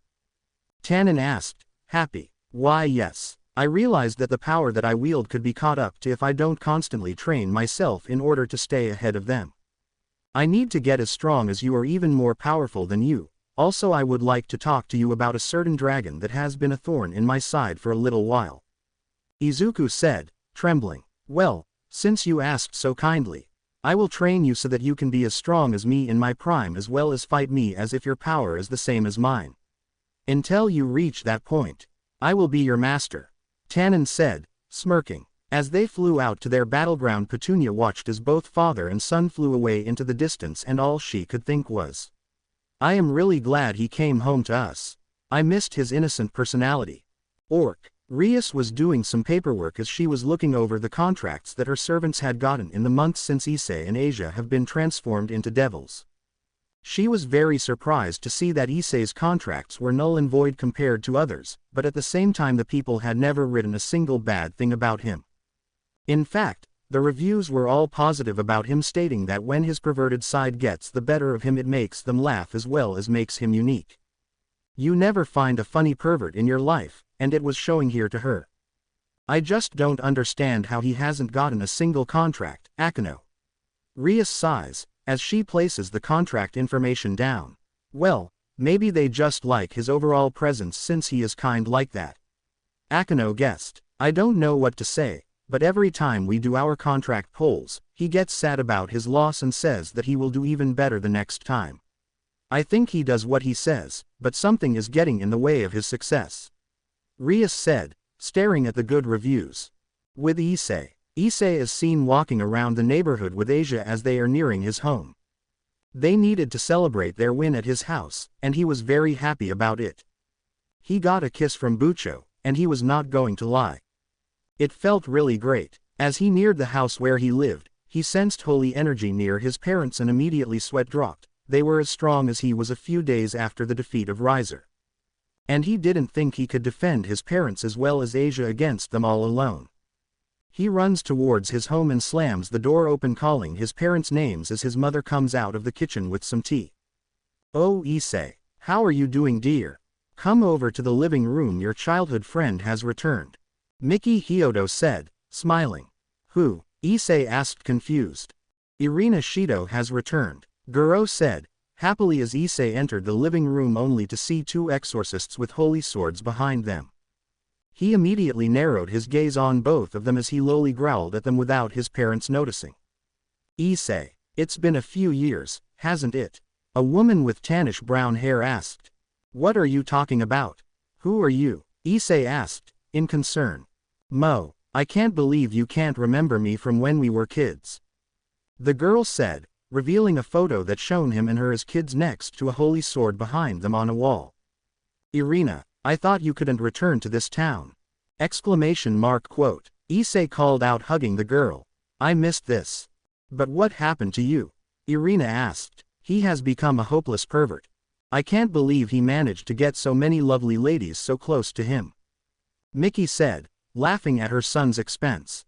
Guro joined in on the laughter as his son just whined at them for laughing at his failures. It wasn't long before the blue-haired woman spoke up and interrupting the reunion. I believe that we should leave. We will need to speak to the heads of this territory. The woman said to Irina, whispering. Oh, right. Well, Mr. Mrs. Hyodo, me and my friend need to leave. We will visit you guys soon enough. Irina said, walking out the door and running off with her friend. Not too much later, Rias appears from a magic circle and frets over them for being so close to dangerous exorcists. But Issei informs her about their reason for being there, to talk to the heads of the territory. Rias stated that those two will be coming to the Orc tomorrow in order to deal with a very important task in their territory. Issei and Asia nod their heads as the trio re-enter the house and get ready to head to bed. Meanwhile, near a church that was turned into rubble, we find our two exorcists. Well, it seems like there was a struggle here. The blue-haired one said. It seemed like the devils got their hands on Eyes. I will not let them control him anymore. She said, childishly. We need to focus on our mission at the moment. The blue-haired girl said, sitting on a bench. Hey. Don't be like that, Xenovia. We just need to purge his evil pieces out of his body and then we can have my eyes back. Irina said, with heart-shaped eyes. I see. The now-named Xenovia said, laying down to sleep. We head back to the Hyodo residence where a day had passed, and since the Orc is being cleaned by the staff, they are having their meeting inside Issei's room.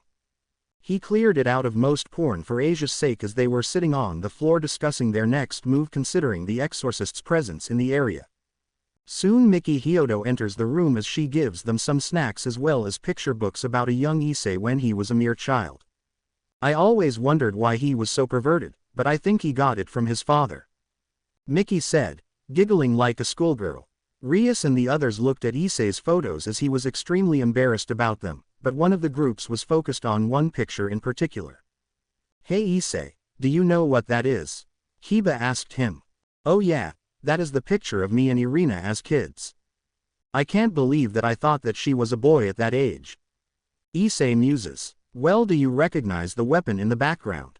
Kiba asks once again. "No, nothing comes to mind." "What is it?" Issei asked, curious. "That is a holy sword, and to see that it was so close to you at that age. It is really surprising that you survived that day," Kiba said, staring at the sword.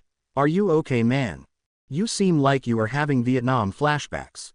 Issei asked, concerned. "No, I'm fine. It might be a dud sword. Anyway, forget I asked." Issei watched the boy very closely as he seemed out of it for the rest of the night, as he decided to walk home that night. As Issei heads to sleep that night, both Asia and Rias fight over who would sleep with him, and it ends with a small TV knocking the poor boy out as both girls were sitting on his chest. Out on the streets, Kiba was seen walking around the streets as it was pouring down raining. He was remembering all of his memories of being in a horrible accident that the church created. As he was walking by, he noticed a priest was running to him in fear. "Please help me," the man screamed before being killed in front of him. "So, you're still around here, devil scum. I never thought that I would get a rematch against you," a crazed priest said, staring at the boy. "Fried Selzen, never thought that I would be allowed the chance to defeat you," Kiba said, preparing his sword. As they got into their fighting stances, Fried pulls out a holy sword that caused Kiba to get a look of pure anger. "Where did you get that sword?" Kiba yelled. "I found it on this priest here. He didn't stand a chance against me though with my Excalibur rapidly." "Ha ha ha ha ha ha ha ha ha ha ha." Fried maniacally laughs. They launch at one another as they clash swords, and we see their respective looks. Kiba seems to be filled with anger as well as sorrow, whilst Fried is filled with arrogance as well as ecstasy. Underworld. Dragon's territory. Izuku was seen fighting multiple dragons at once as he was only defending his position from their attacks. He was hit with an ice blast, fire heatwave, earthly rock slam, as well as many others. He was even hit with poison to lower his chances of guarding against this kind of attack. But as the younger drakes were looking into the smoke and debris, they saw a silhouette standing still in it, and it seemed like it did nothing to Izuku. He slowly walked out of the smoke with mere scratches on his body as he moved faster than they could notice as he knocked out the weaker drakes before standing in front of the stronger young dragons. As he stood in front of them, he intimidated them with his mere presence alone as he looked like nothing hurt to him. As the young drakes moved back away from him, they charged their strongest blasts towards him as Izuku got himself into a position to launch his very own attack at them himself. Compassionate Meteor Blaster. Izuku screamed as a meteor filled with moss and magma was launched from his mouth heading for the young drakes. All the other younglings had launched their attacks as well, consisting of fire breath, ice breath, as well as electric and poison breath. The attacks collided in the middle as there was a beam struggle between the four young drakes and Izuku. As the young drakes pushed their all into their attack, Izuku just pushed a little harder than them as the blast came back to them, engulfing them in a huge explosion. As the debris cleared from the dust cloud, Izuku saw them on the ground, beaten and bruised as they were knocked out. "Huff, I guess that is all for today," Izuku said, causing the younglings to cheer in happiness. He transforms back into his human form as he walks back to his home with his dragon features out to let his parents know that he won't hide his draconic features from them. He enters his home as he finds his father standing before him at the door. "It seems like you have gotten many times stronger in these few days that you've been here, kid. I am proud to call you my son. Your true test of strength will be against your brother tomorrow," Tannen said, as he stared into his son's eyes. "I will let you know when I am ready for the fight, Dad," Izuku said, moving to his room to rest. "I hope he will be ready, he has never trained this hard before," Petunia said, worried. "Don't worry about him, Petunia, he will be ready tomorrow for his fight.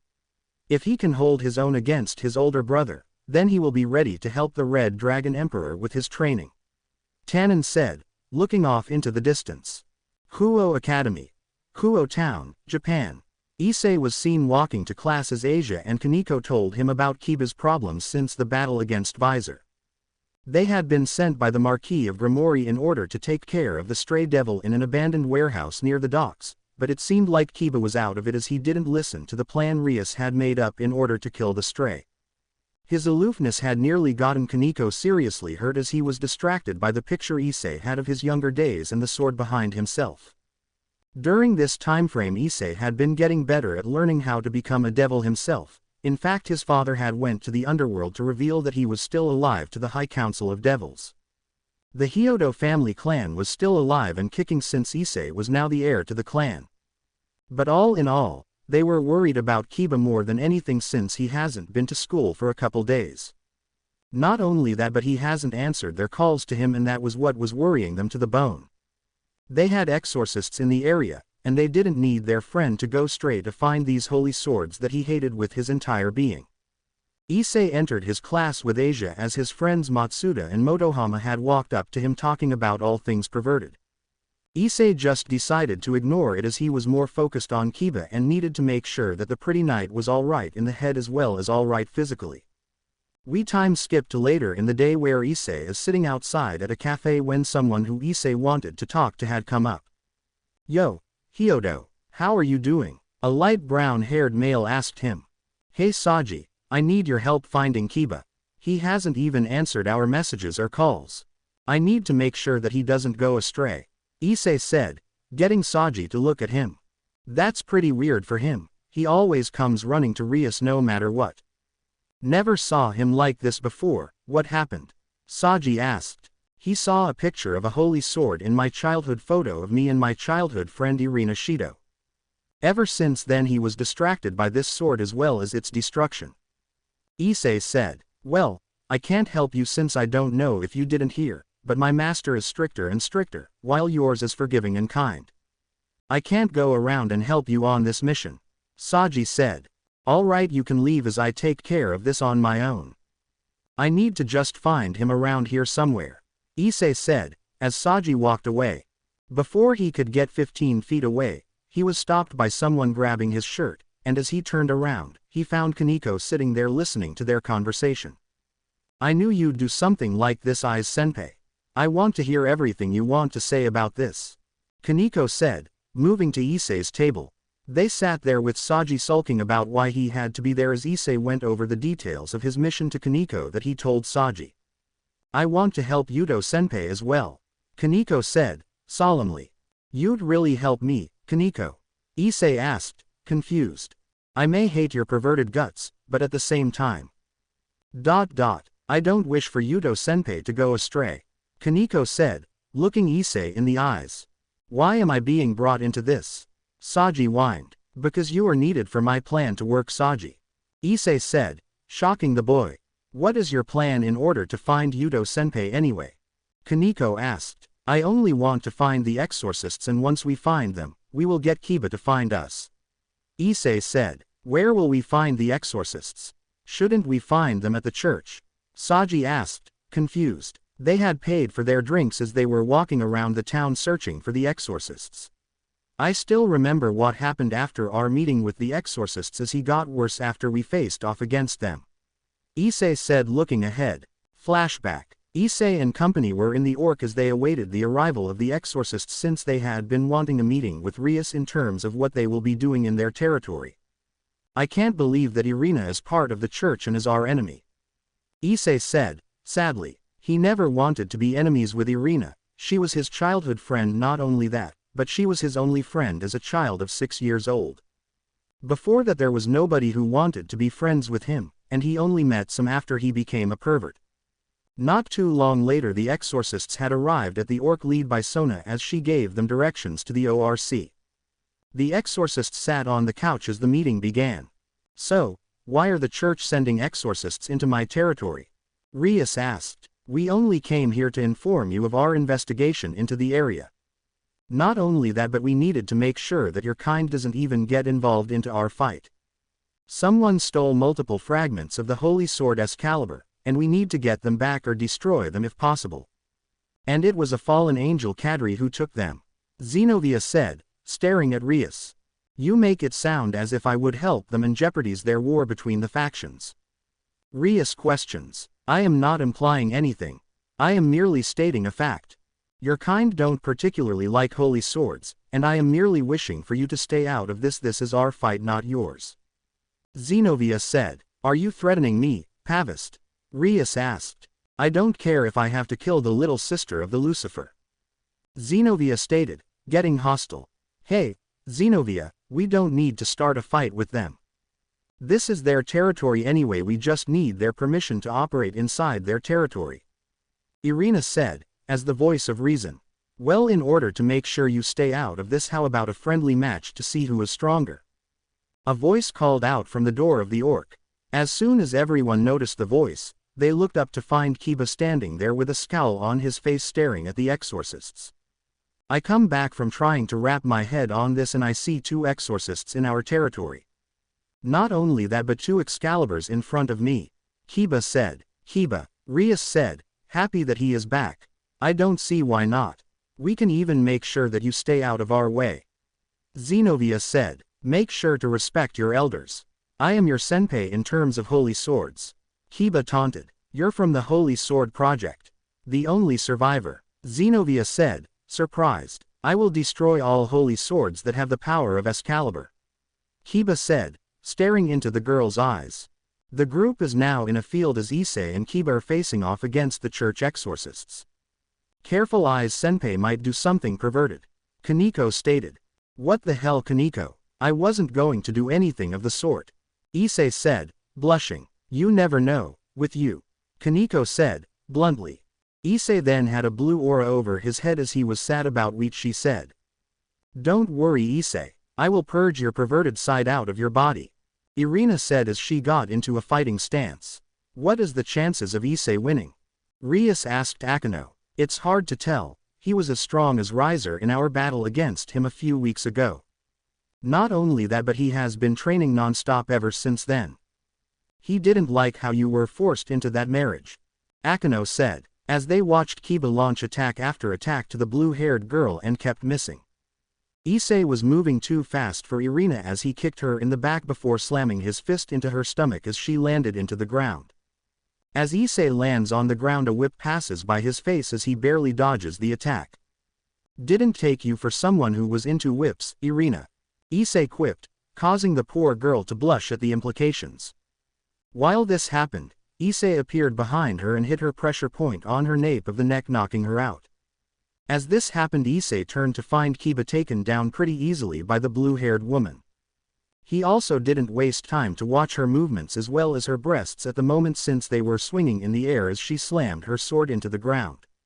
As the sword hit the ground, a large earthquake happened, causing Kiba to lose balance as he was hit in the gut with the side of the sword, knocking out all the air in him and forcing him to the ground. As Zenobia looked over at Issei, she saw Irina knocked out on the ground as Issei was staring at her, mainly her chest. I will purge your soul if you continue to look at me lecherously, she said, causing Issei to shake his head and get into a fighting stance. Before they could continue though, Rias called the match as a draw as the exorcists left the area to search for their swords. Flashback over. Issei shuddered. Never before had he been threatened like that by a woman, and for some reason, he felt some lust because of it. It was really weird for him. As they continued on the road, they found the exorcists on the street begging for some spare money as they were hungry. You can't be serious, Kaneko stated, sweat dropping.